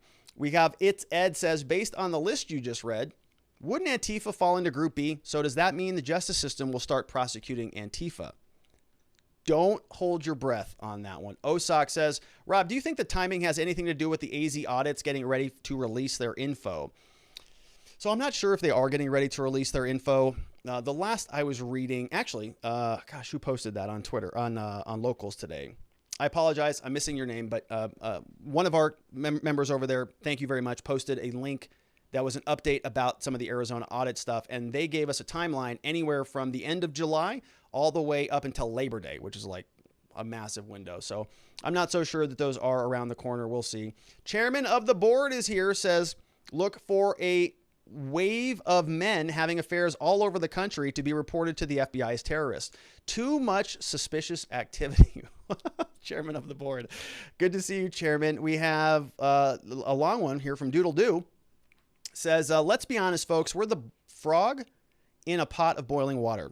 I feel like this whole thing is a long game psyops with the intelligence community, starting with 9/11, the Patriot Act, terrorist events like the Boston Marathon bombing, the Benghazi disaster, Russiagate, and anything Trump-related, including Spygate. Now, the final insurance policy to get Trump out, January 6th. So I made an announcement earlier today over at Locals where I'm talking about this, some of the January 6th stuff and what that means in the context of the 2020 election. And I was thinking about this in terms of movies.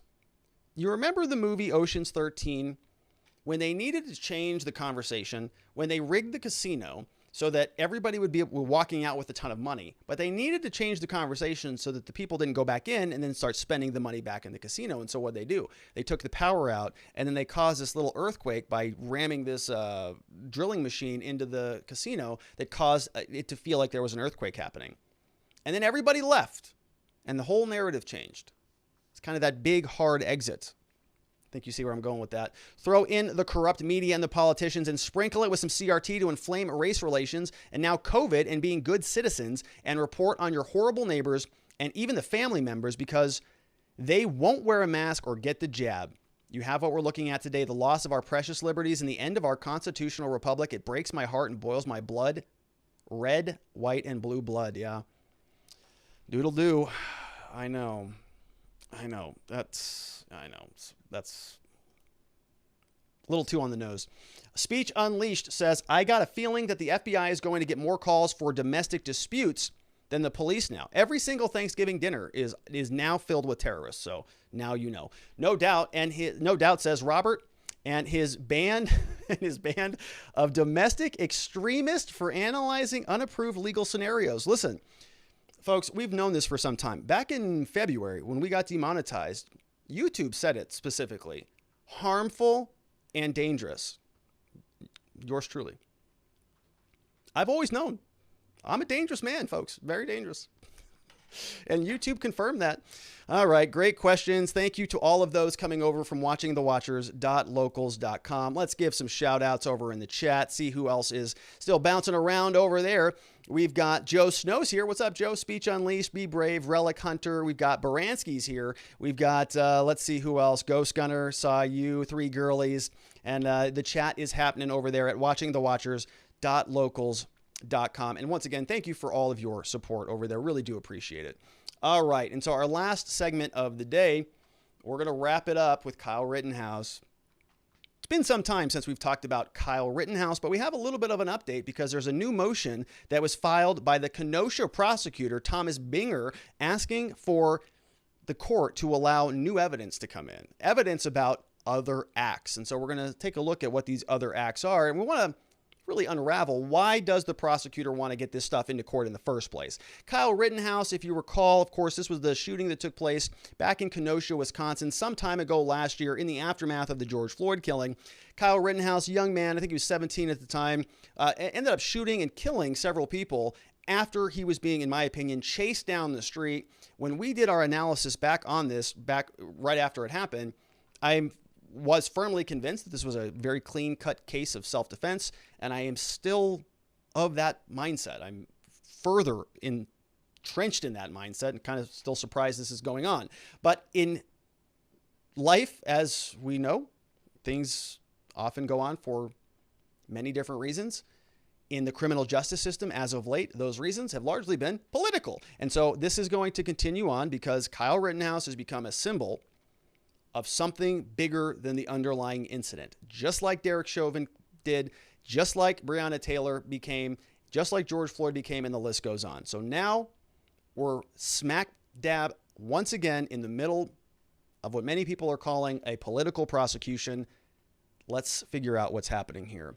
The Daily Mail is reporting that a new motion seeks evidence of Kyle Rittenhouse's past violence. They want that admitted into court. So in Wisconsin, prosecutors filed a motion saying that he had a previous encounter in Kenosha before he shot two men. The state's motion was filed Thursday. We're going to take a look at it. Before we get into it, let me show you what's happening at the court docket. So as we talked about last time, on May 21st, 2021, we had a new attorney join the game. So Kyle Rittenhouse got attorney Corey Chifarsi, Chiarifi. Okay, you got it. We got attorney Corey who joined the team. And shortly thereafter, on that same day, we had a final pretrial conference, right? And a final pretrial conference generally isn't the final pretrial conference. So we say this a lot in law. No, this is the final conference. It isn't. We always say it, and then it always gets sort of continued out. And so this was supposed to be the final one, but it's not going to be. We're going to have additional hearings before the trial takes place, as we are going to see shortly. But let's figure out what happened back on May. It says that ADA Thomas Binger, which is the prosecutor, and Jason Zapp, another prosecutor, they showed up. The defendant was there with his attorneys now, Mark Richard and Corey Chifarsi, which along with Kyle Rittenhouse. We had some other attorneys also show up. Everybody reported that they are working on discovery. Discovery is the case file, right? That's the police report, officer's notes, body cameras, witness statements, all that stuff. The government then, they requested that the court set a deadline for the filing of motions, right? This is back on May 21st. We're going to see now, we got some motions being filed. The state's motion now was filed on July 1st. So we're going to get there. So back in May, they say, give us some deadlines. Defense has no objection. Motions are set to be filed by 7/1. Okay, which was on July 1. We'll notice that the state got some motions filed in. We'll see what else came in on the next slide. So we also know that the defense, so Rittenhouse and his team, they have to disclose their expert witnesses by August 1. So that's coming up soon as well. Also, the filing of any expert report. Okay, parties have their jury questionnaires also by August 1. So we're staying on track. We're going to be moving towards a trial. And a motion hearing is then scheduled for September 17th. The jury selection is going to happen on November 1st. The length of the trial is going to take 2 weeks. So a lot of activity, a lot of scheduling stuff was done at that final pretrial. Then we had the video conferencing. Of course, that was for that. A receipt of something was filed, probably this motion. And then we have the state's motion now to admit the other acts evidence. Other acts evidence. What is other acts? Well, we're going to take a look. Filed by ADA Thomas Binger, right? Thomas Binger is that obnoxious prosecutor that we've been talking about. So let's see what else is happening here. We noticed, right, that there was a deadline for everything to be filed by 7/1, July 1. So guess what happened on July 1? A bunch of stuff was filed, right? We saw previously that the government filed their motion. They want to get other evidence in. We're going to see what the government wants. It's going to be stuff that makes Kyle Rittenhouse look bad, naturally. So we're going to take a look at that. But some other things were filed. Let's see what else. We have motions in limine that were also filed on July 1, filed by Kyle's team, Richards and Shifarisi.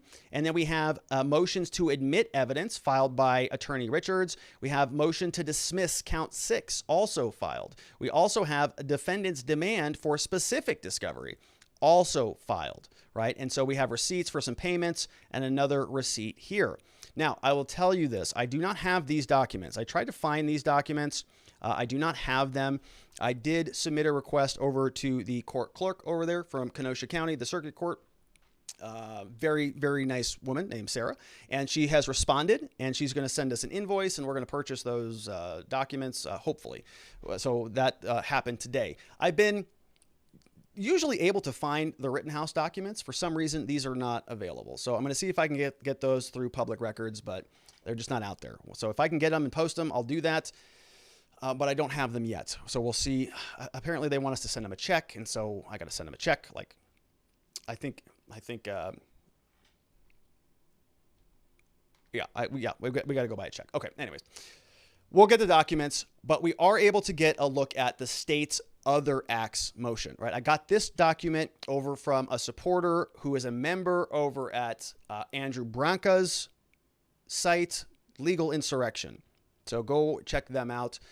Everybody's gathering these documents and sort of sharing them. So go support them. But this is where the document came from. Kyle Rittenhouse, the state's motion to admit other acts evidence. Let's take a look. This was filed on July 1st with the clerk of the circuit court, Kenosha County. It is 9 pages. Let's go through it relatively quickly. Filed against Kyle Rittenhouse, right? Date of birth 2003. State of Wisconsin as the plaintiff versus Kyle Rittenhouse. Take notice, the document says, that the prosecutors, Thomas Binger and Zaff, they're moving the court to admit this for admission of other acts evidence. What else? Specifically, we want evidence that the defendant assaulted a female in Kenosha on June 1st. So that one piece of evidence of an assault. And we also want, if you're a prosecutor, that he's associated with the Proud Boys organization, which is a violently racist organization, which, again, I don't know how that's true when the one of the Proud Boys is not a white person. So I don't really know how that works, but apparently it does. So let's go into this other acts motion. It says the defendant is charged with offenses in the first degree, reckless homicide, dangerous weapon, all of that. They all occurred on August 25th, 2020. Right? August 25th. They're going to say there was another assault that happened on June 1st, so a couple months earlier. Wisconsin courts, they give us a 3-pronged test as to whether or not to admit this evidence. Number 1, is it offered for a permissible purpose? Number 2, is it relevant? And number 3, is the probative value outweighed by the risk of unfair prejudice? So a couple things, right? We're talking about Kyle Rittenhouse. He's being charged with crimes for shooting people. So what the hell does this prosecutor want to talk about a prior act from June? What does he want to talk about Proud Boys for? Does that have anything to do at all with what Kyle did that particular night? That night. We're going to see. The prosecutor thinks so. And so they're going to go through this test and they're going to say, well, look, here's what the test in Wisconsin says. Pretty easy. It's got to be admissible for a permissible purpose. So we got to have a good reason to get it in. It needs to be relevant, right? It's got to be somewhat related. So it's like if the allegation was that Kyle stole a candy bar, how is that relevant to a shooting? Whereas an assault, which might be an act of violence, might be relevant. Okay, so it's a little bit different. And also we're talking about Rule 403, which is the probative value of the evidence outweighing the prejudicial effect. Very important rule. If you're going to law school, you're going to have this rule beaten into your head, especially in criminal law. If you want to get evidence admitted into court, the question is, essentially, is it going to do more harm than good? Is it going to answer a question that we really need answered? Is the probative value of this information, is it going to be probative? Is it going to give us some information that we need? Yes. Okay, that's great. But is it prejudicial? Is it harmful? Is that information too harmful that it overweighs the probative value, right? And so we had a lot of these conversations in the Chauvin trial when the defense was trying to get in the co-defendant, the passenger, can't remember his name off the top of my head, but they wanted to get his testimony in, right? Because allegedly he was selling pills and he had given George Floyd drugs and all sorts of that stuff. The government said, nope, that is way too prejudicial. It's not probative enough. It doesn't give us it doesn't answer any questions about whether or not George Floyd was killed by Derek Chauvin. So most of that evidence got kept out. And I think it wasn't really kept out under Rule 403 as much as it was under the right against self-incrimination. That other defendant invoked those rights, but you get the point. If it is too harmful, they'll keep it out, even if it is valuable. It's got to be more probative. You put these two things on a scale. The benefit of the evidence versus the harm of the evidence. If it's more beneficial than harmful, we're going to let the evidence in. As long as it's also permissible under the rules of evidence and it's relevant. Okay, so that's some legal stuff. The burden of establishing those two prongs, of course, is on the person seeking to admit it, and then it shifts to the opposing party to show the third prong. So they're showing you sort of what the value or how the evidence process works. They go through, they give us some statutes here. So several admissible purposes. So proof of motive, opportunity, or intent, preparation, plan, knowledge, and those types of things. So they're going to want to say, well, that this stuff proves Kyle Rittenhouse's motive. The fact that he is a part of the Proud Boys, well, he's got a motive, right? Or he's got a plan. Or he's got intent to shoot people because he's a Proud Boy or because he's an assaulter or something like that, right? So for example, context of the crime to provide a complete explanation of the case. So you can show somebody sort of operates in conformity with their motive or their opportunity or their intent. It says after assessing whether there is an acceptable purpose, we can move on. He says that the defendant cannot make certain evidence irrelevant by saying that he will not contest the elements of the defense. All right, so we're going to skip that. Final consideration in the three-step Sullivan analysis is whether the probative value is substantially outweighed by the unfair prejudice. At the third step, the burden shifts to the defendant.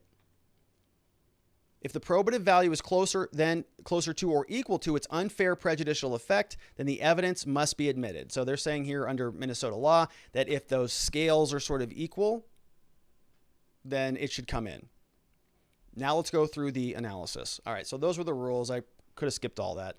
The Kenosha, the court should admit evidence that the defendant assaulted a female. So let's see what's going on here. They're saying he was charged with multiple felonies.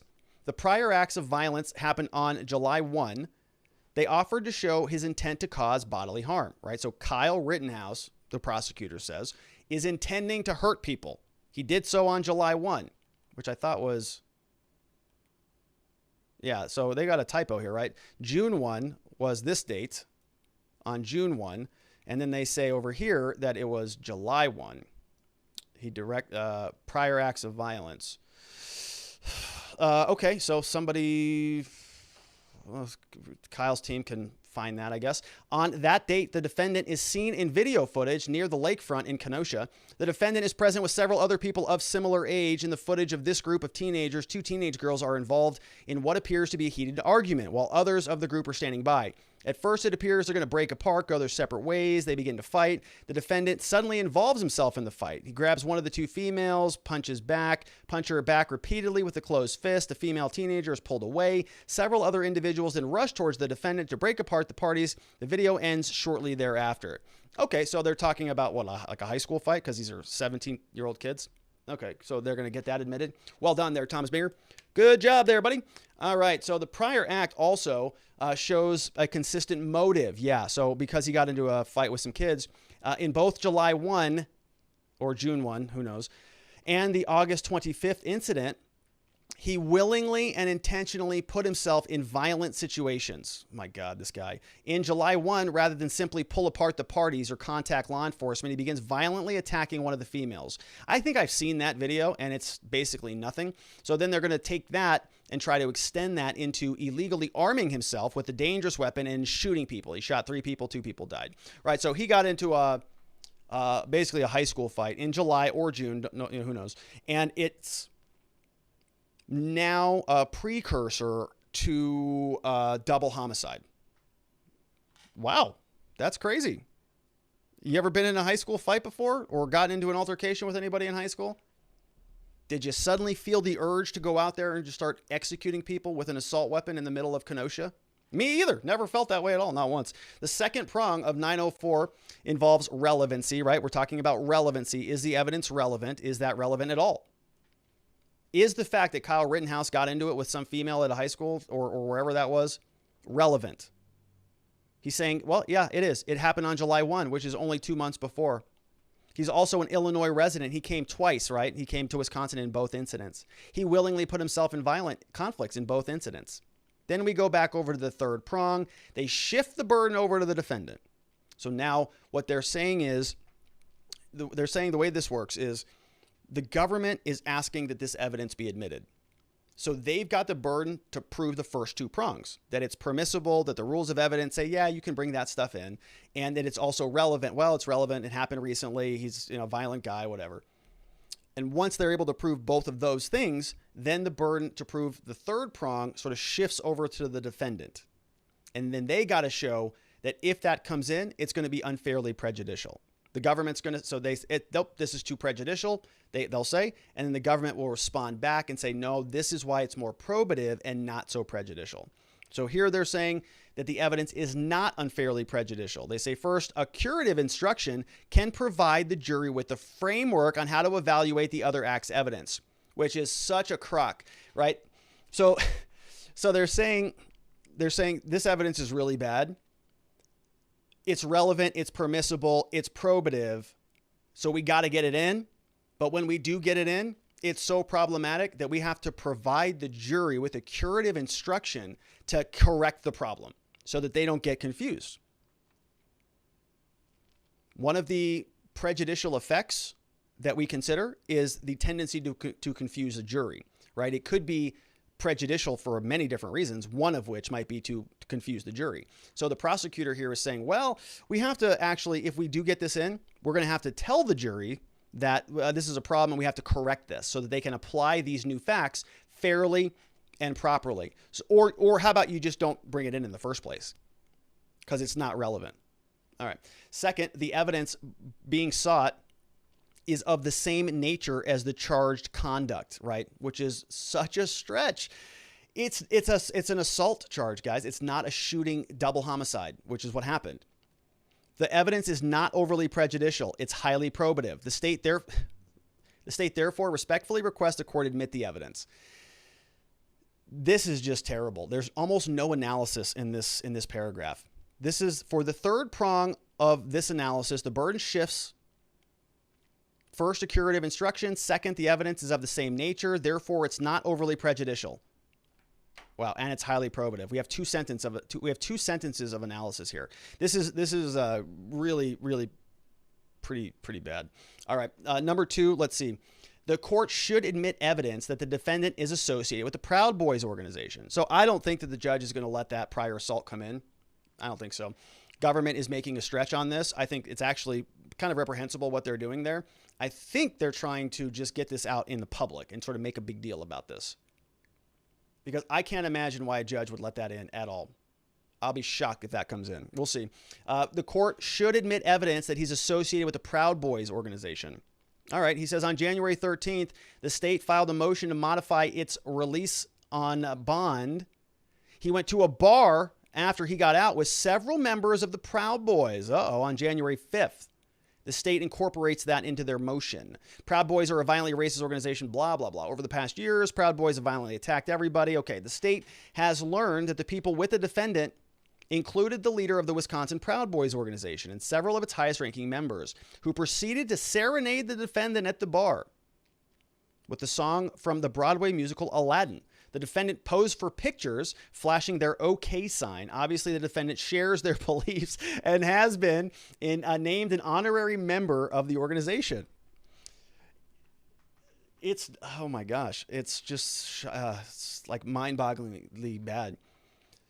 Obviously, the defendant, it's making presumptions where it's not fair to do that. All right, let's see what else. This is really bad. This is hilariously bad. The evidence is relevant and admissible because it goes to the defendant's motive and intent for coming to Kenosha. The defendant claims that he wanted to protect the car source business from rioting, but that claim is highly dubious, they say. The defendant has no previous ties to that business, so what? He did not work there or know the owner, so what? He was not asked directly anyone associated with the business to be there, okay. All right. The defendant did not illegally arm himself with a deadly assault rifle and wade into chaotic scene simply to protect a random downtown car lot he'd never heard of before. He did it because he wanted to support a cause that he believed in. The motive for being there that night is a key part of that case. After the shooting of a black man by a white Kenosha police officer on Sunday, many came out to protest to be what they believed to be an injustice. Unfortunately, some individuals took this opportunity to riot and destroy businesses. Yeah, which they're not too upset about, I guess. By the following night, many people had come to Kenosha to counter that protest and what they perceived to be the Black Lives Matter movement behind it. The two opposing sides escalated Tuesday night when the defendant came into town. He was clearly aligned with the counter protesters. So, another reason I think that this is pretty shoddy writing is anytime you see lawyers, use these words a lot, it's easy to use these words clearly. When you say clearly, right? Clearly. And there was another one over here says, obviously, right? Obviously, the defendant shares their beliefs. And when you make claims sort of without analysis, you say the evidence is not overly prejudicial. You say it is highly probative. Okay, well, where's the analysis there? Where's the actual analysis? We're doing the third prong of 904 analysis. Where is it? The evidence is not unfairly prejudicial, but where's the analysis? I know you have to turn that over to the other side, and then you're going to respond to it, right? The burden shifts to them, and then you respond to that.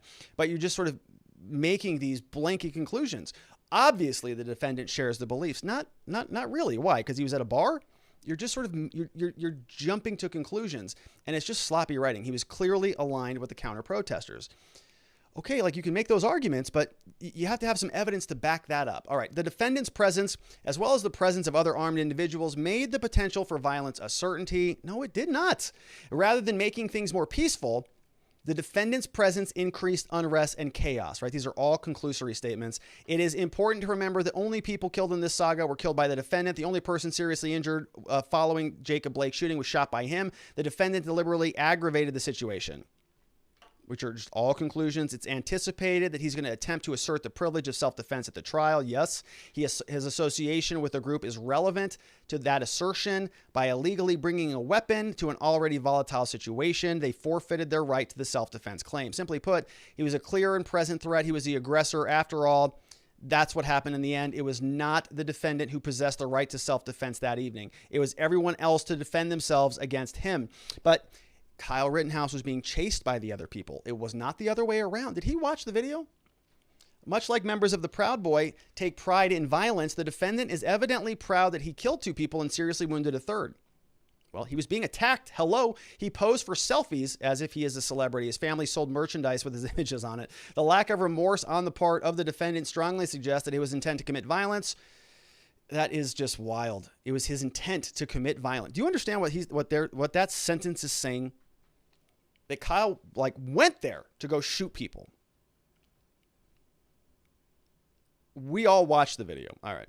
The fact that he has since been celebrated, his notoriety strongly suggests that he set out to achieve the goal of becoming famous.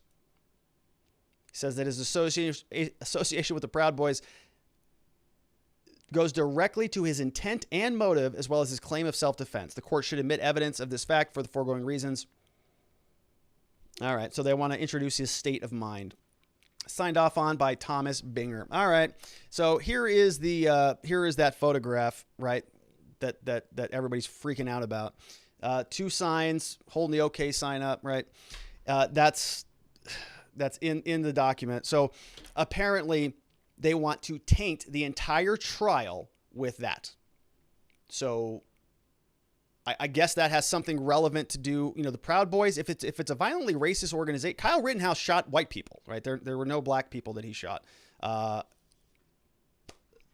Okay. I don't think that comes in either, my friends. This prosecutor is scrambling and reaching because he knows his case is dog doo-doo. It's not any good. And his motion drafting is as bad as his preening in the Zoom hearings that we see very regularly. All right, let's see what else is coming up on the docket. So we have on September 17th, we have at 10 a.m., we have a motion hearing to follow up on all of those different motions.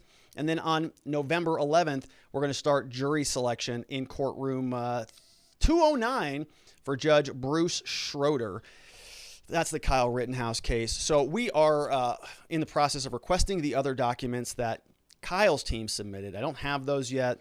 I'm hopeful that I can get them from the court. I'm not licensed in Wisconsin, and so I'm not sure if they're going to, accommodate us there. But I did submit an email over to the court clerk over there. She seemed very helpful. So we'll see where that goes. When we get those other documents back, we'll be curious to see what else is in there.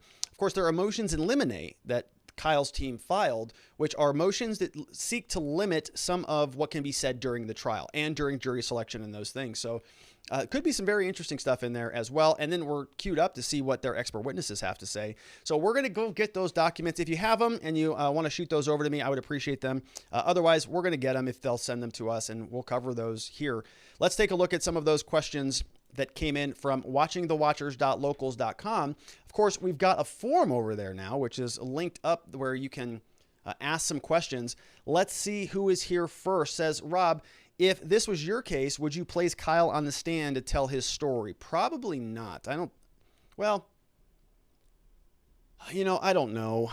Probably not. First of all, he's a 17-year-old, 18-year-old kid now, right? He's very young. I think the case is pretty clear. But if I don't know enough about the self-defense rules in Kenosha. I need to learn about those more to see how that works and how that interplays, right? It's a good question. I don't know what I would do as this continues to unfold. I'll have a better answer for that. I certainly want to see what the rest of the arguments are from his attorney, but I'm not sure, right? You almost never put the defendant up there. All right, Kyle, another question comes in from Want to Know, says, Kyle had the worst ADA except Trump's New York one, both totally political. Can they both be fired for judicial misconduct? So not for judicial misconduct, but it would be a prosecutorial misconduct if they did something that was egregious enough to reach to that level. But it's a pretty high standard. It has to be something that is sort of like actual malice, like intentional improprieties, more so than you just don't like their charging decisions. You can imagine prosecutors, many people don't like them. They get a lot of the same grief that we get as defense lawyers, just from a different perspective. Good question. Want to Know. Let's see who else is here. We've got Chairman of the Board says, I say with complete sincerity that Kyle's defense team should hire you and use your breakdown video in court. I can't imagine the jury watching it and still convicting. Yeah, I don't. Look, I would love to do whatever I could to help Kyle. I think he's got a pretty good team. I know that he had a bad team for a while now. I know that John Pierce was on the Tim Pool show. I did not watch it because I don't know why he was on there in the first place. I don't know what the heck he knows about anything. John Pierce was somebody that we poked fun at some time ago, right? John Pierce was the guy who wanted to fight Kyle Rittenhouse's extradition from Illinois back over to Wisconsin. And I was screaming back then saying, hey, dummy, why? You can't get him out in Illinois because he's non-bondable there. Send him back to Kenosha, generate the $2 million bond. We'll get the country will fund that immediately. But they kept him in custody for like 2 months. I was screaming about this, saying this was the dumbest thing I've ever seen. And then when John Pierce actually went into court and lost the extradition hearing, the quote that he gave in there was one of the dumbest things I've ever heard. It was like he's in a Tom Cruise movie thinking he's in front of a court of law in Hollywood. He's like, Your Honor, something about this form. And he goes, game, set, and match, Your Honor. That was a quote that I read in an article. I'm going, what? Nobody talks like that in the law, right? They talk about that if you're in Hollywood, but nobody talks like that. And as soon as I started to see some of his antics, I mean, this guy is not a defense lawyer at all. And so he's gone. Apparently he was on Tim Pool's show and for some reason, but I know he's got a better team, some boots on the ground with Mark Richards, seems like a good attorney. Chief Arisi is a good attorney. I know Robert Barnes is working on the case. So he's got, some good people now, which is good. But I would be happy to help because, man, this is a very important case for self-defense. Very, very important. And it needs to go right. All right, no pressure. All right, good to see you. We got Arnie B5 says Free Kyle USA is a link from vivabarnes.locals.com. I just mentioned him. Would like to help Kyle. Robert Barnes is loosely associated with the defense of Kyle. Yeah, so Free Kyle USA, and go check out vivabarneslaw.locals.com. They are on our locals platform along with us. Good company. Let's see who else. We've got Speech Unleashed. Says the leader of the Proud Boys being black does not preclude him or the group from being racist. Remember, according to the left, being white is a state of mind, also known as multiracial whiteness. Yes, I forgot about that. Yeah, we talked about the multiracial whiteness here for some time because a lot of people back prior to the 2020 election, they were just scratching their heads wondering, how are all these minorities voting for Donald Trump? This is ridiculous. They're not even racist white people. And then suddenly somebody got the brilliant idea that said, oh yeah, but maybe they're racist non-white people. And then they started to, we're just going to call it multiracial whiteness. So you can be, this is an article in the Washington Post. Go type it into Google, multiracial whiteness. You'll see it all over the place. We're living in bizarro world, my friends. It's no question about it. Osak is here, says, Rob, this question is a little off topic. In Arizona, if you were able to get the case sealed, would that include any docs or evidence used with getting the case sealed also? So it's kind of depends, I guess, on what you're talking about. Yes, if a case is sealed, then all of that's going to be sealed, but you'll still be able to sort of know of its existence.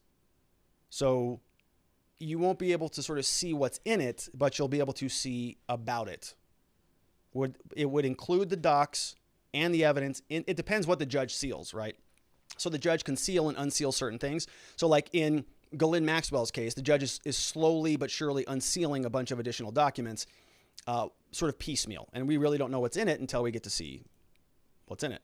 Let's see. We got Todd Trouts here, said, Robert, is this how this works? George Floyd's prior violent acts were not permissible, but Kyle's are permissible. Right. Exactly right. That's exactly right. Right.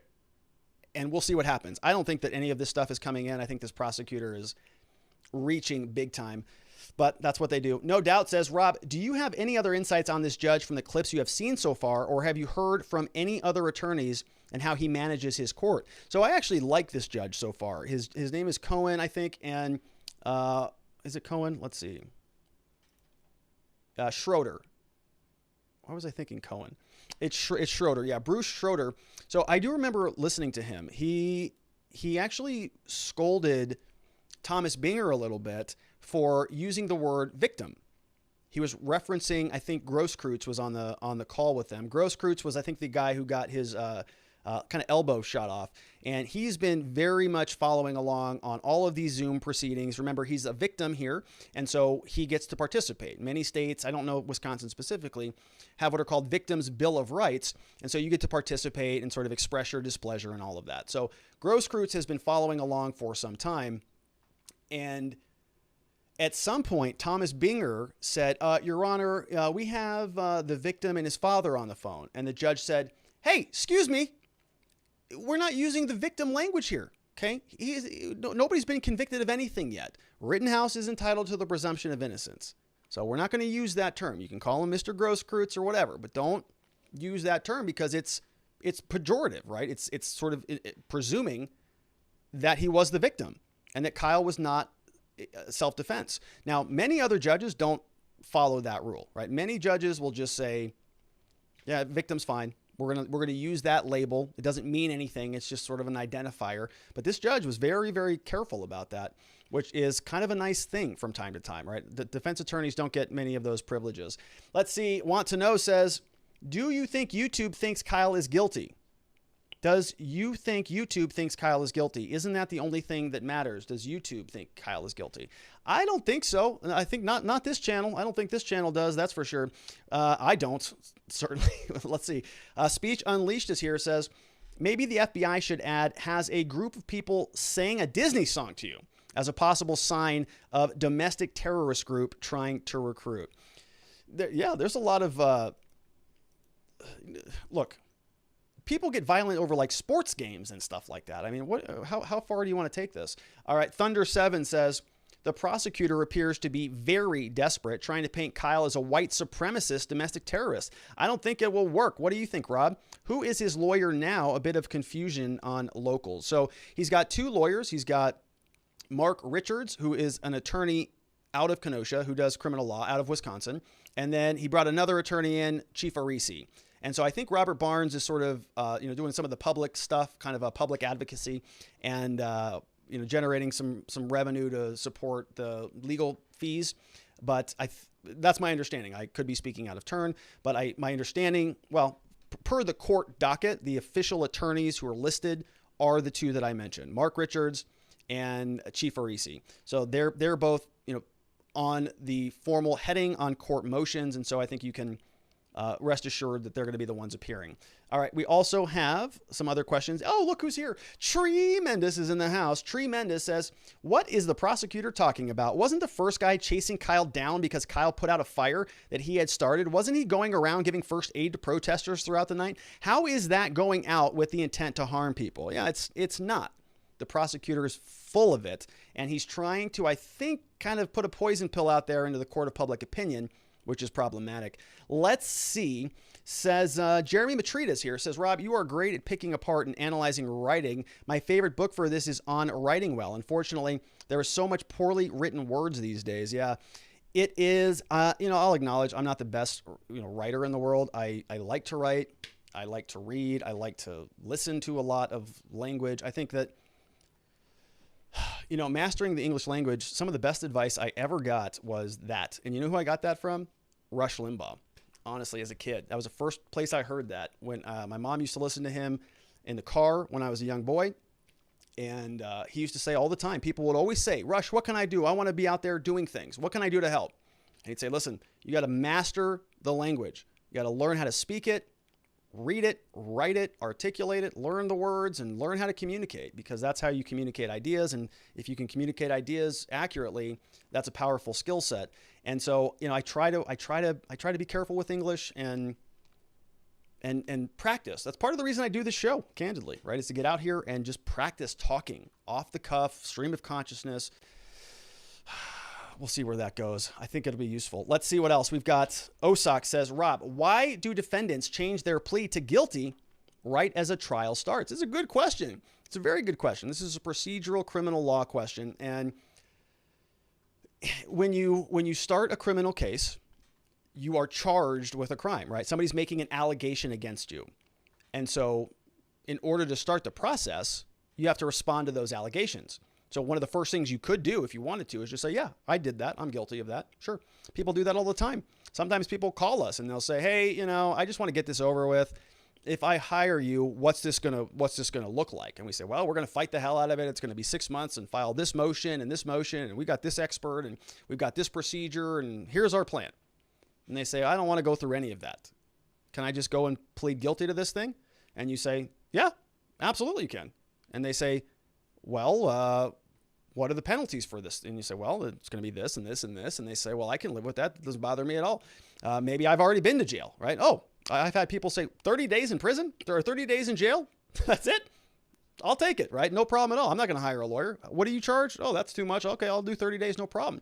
And you say, okay, great, right? That's a solution for you. But you could change your plea at that moment to guilty. I don't ever advise that, right? Because you don't even know what is in the case. You don't even know what their evidence is yet. So sometimes people do that, though. It's their life. They can, choose to do that. But the normal way you do this is you plead not guilty. You say, oh, you're charging me with a crime? Yeah, didn't do that, not guilty. And remember, in America, the presumption of innocence is still in existence, and the burden of proof is on them. They've got to prove you're guilty. You don't have to acknowledge that or agree to that or acquiesce to that in any way, shape, or form. So you say, you say so? Prove it. All right, go get the evidence, and let me see it all. Motions for discovery and notice of our defenses. We're going to be filing, all of these different motions in limine and suppression, and list goes on. Now, you can go through that process and you can enter a plea of not guilty and fight, and see at the end that, you know what? My shot at trial is not looking so good. Or you work out a benefit with the prosecutor and you say, listen, we've got some pretty good defenses here. They're pretty good. You've got a pretty decent case as well. It's pretty decent, but we're not real sure where this is going to go. So how about this? How about you dismiss the most serious charge. I'll plead down to a lower level offense. We'll compromise on, the jail, the probation, the fines, the fees, the restitution, all of that other stuff. We'll negotiate this thing out. We'll save everybody a trial. You'll get a little bit of a victory. We'll get a significant benefit here on the defense. We'll close the whole thing out. Judge will be happy. We won't have to impanel a jury. What do you say? And sometimes you can negotiate a good deal out. And then at that point, before the trial starts, you enter the change of plea. You change your plea from not guilty to guilty, but guilty to a better charge, right? A reduced charge with, I would say, variables that you have fleshed out and that you know what you're going to be getting, which is oftentimes a better resolution than going to a trial where everything is, kind of up in the air. And a lot of the predetermined penalties that you might be getting under a negotiated plea are no longer available to you, right? You go to trial and you lose, you don't get that deal anymore. Now you're talking about the maximum penalty. And so you can limit your exposure by having a good plea deal. So there are good reasons to do that. Great question. All right. And we got two more. We have one from Feisty Lady is here, says, if Kyle's intent was to shoot and kill people, why did he bring a medical equipment bag with him? In one of the videos, Kyle even stated he was there to help with anyone who was hurt and wounded. Yeah, he did, right? And he wasn't he also on pictures like scraping off graffiti and stuff? Like, is the prosecutor going to talk about that one also or not? Probably not, right?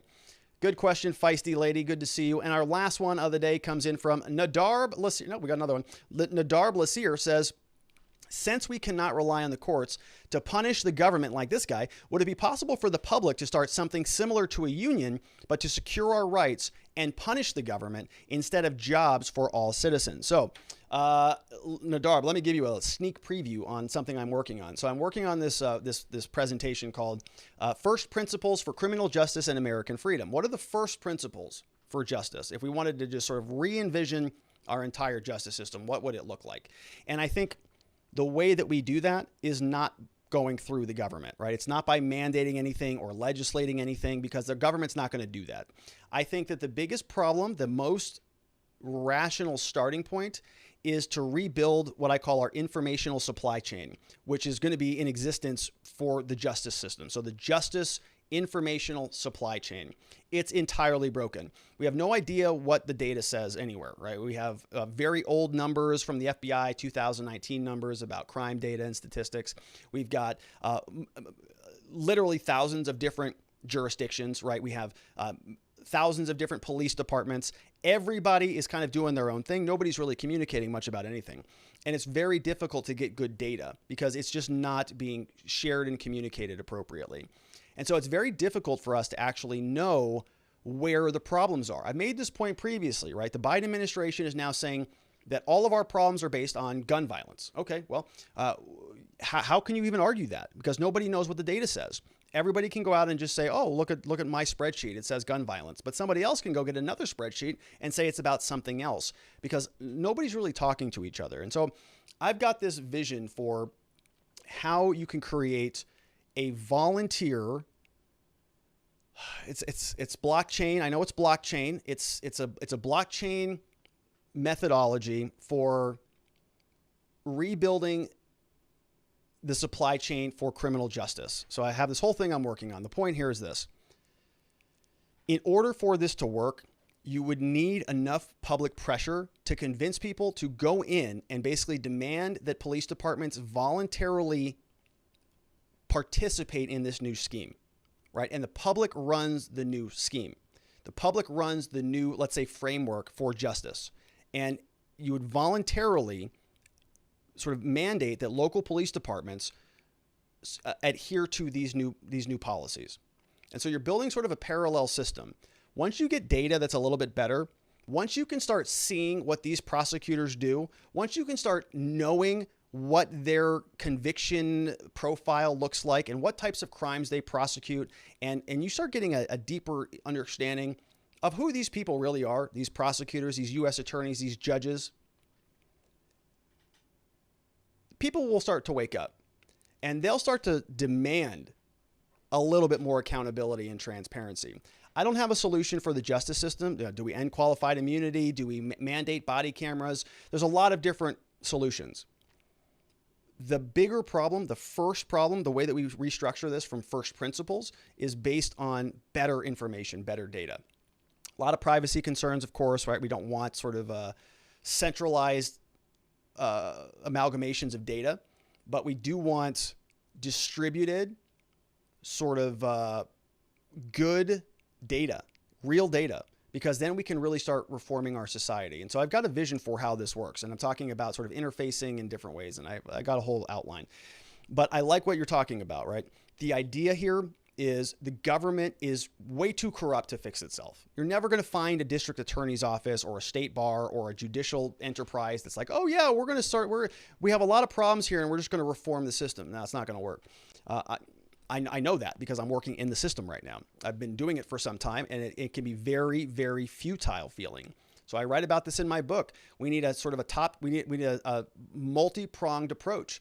We need people in the system working to reform the system, and we need a lot of demand and public pressure outside of the system to reform the system. This is why I was excited when we started to see some calls for reform back during last year in the summer of unrest that evaporated immediately when this whole thing turned into, race, basically race wars, and had nothing to do with justice at all. And beyond race, it had to do with removing Donald Trump, really, I think was the primary purpose. So I got a lot to say about that. I think it's probably going to be the better portion of maybe my life's work. I don't know. We'll see. All right. We've got chairman of the board says, when someone pleads guilty because of a deal, how do they honestly answer the question about whether they offered them anything in trade for their plea? That's a good question. So when you're going through the plea synopsis there, one of the things that the judge will ask you is, has anybody promised you anything not contained in this plea deal?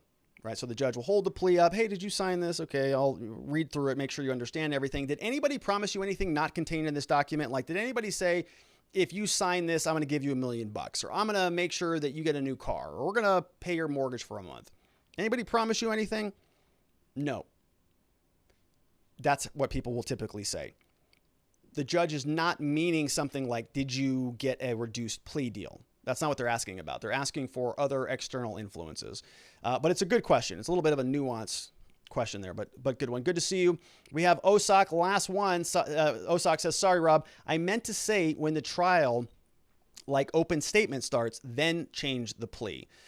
Well, so that happens less frequently, Osak. So, sometimes that happens. Once the trial starts and the jury has been impaneled and you have opening arguments, typically the trials will continue forward until you have a conclusion, a verdict.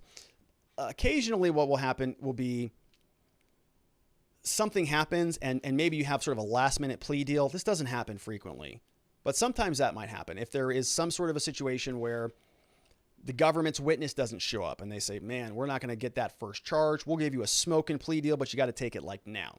Sometimes you can get those last minute deals.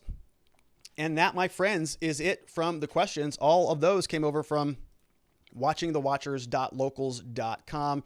And of course, I want to welcome our tremendous new members who signed up over there at watchingthewatchers.locals.com. We've got you, Ramirez. Welcome, you, Ramirez, signed up. We've got Angela B66. Welcome to Angela B66. Welcome to the community. We've got Freedom Lives is now here in the house. And my friends, we have one Florida man, which I think is our second Florida man. So this is about to get wild up in this show. We've got two Florida men here.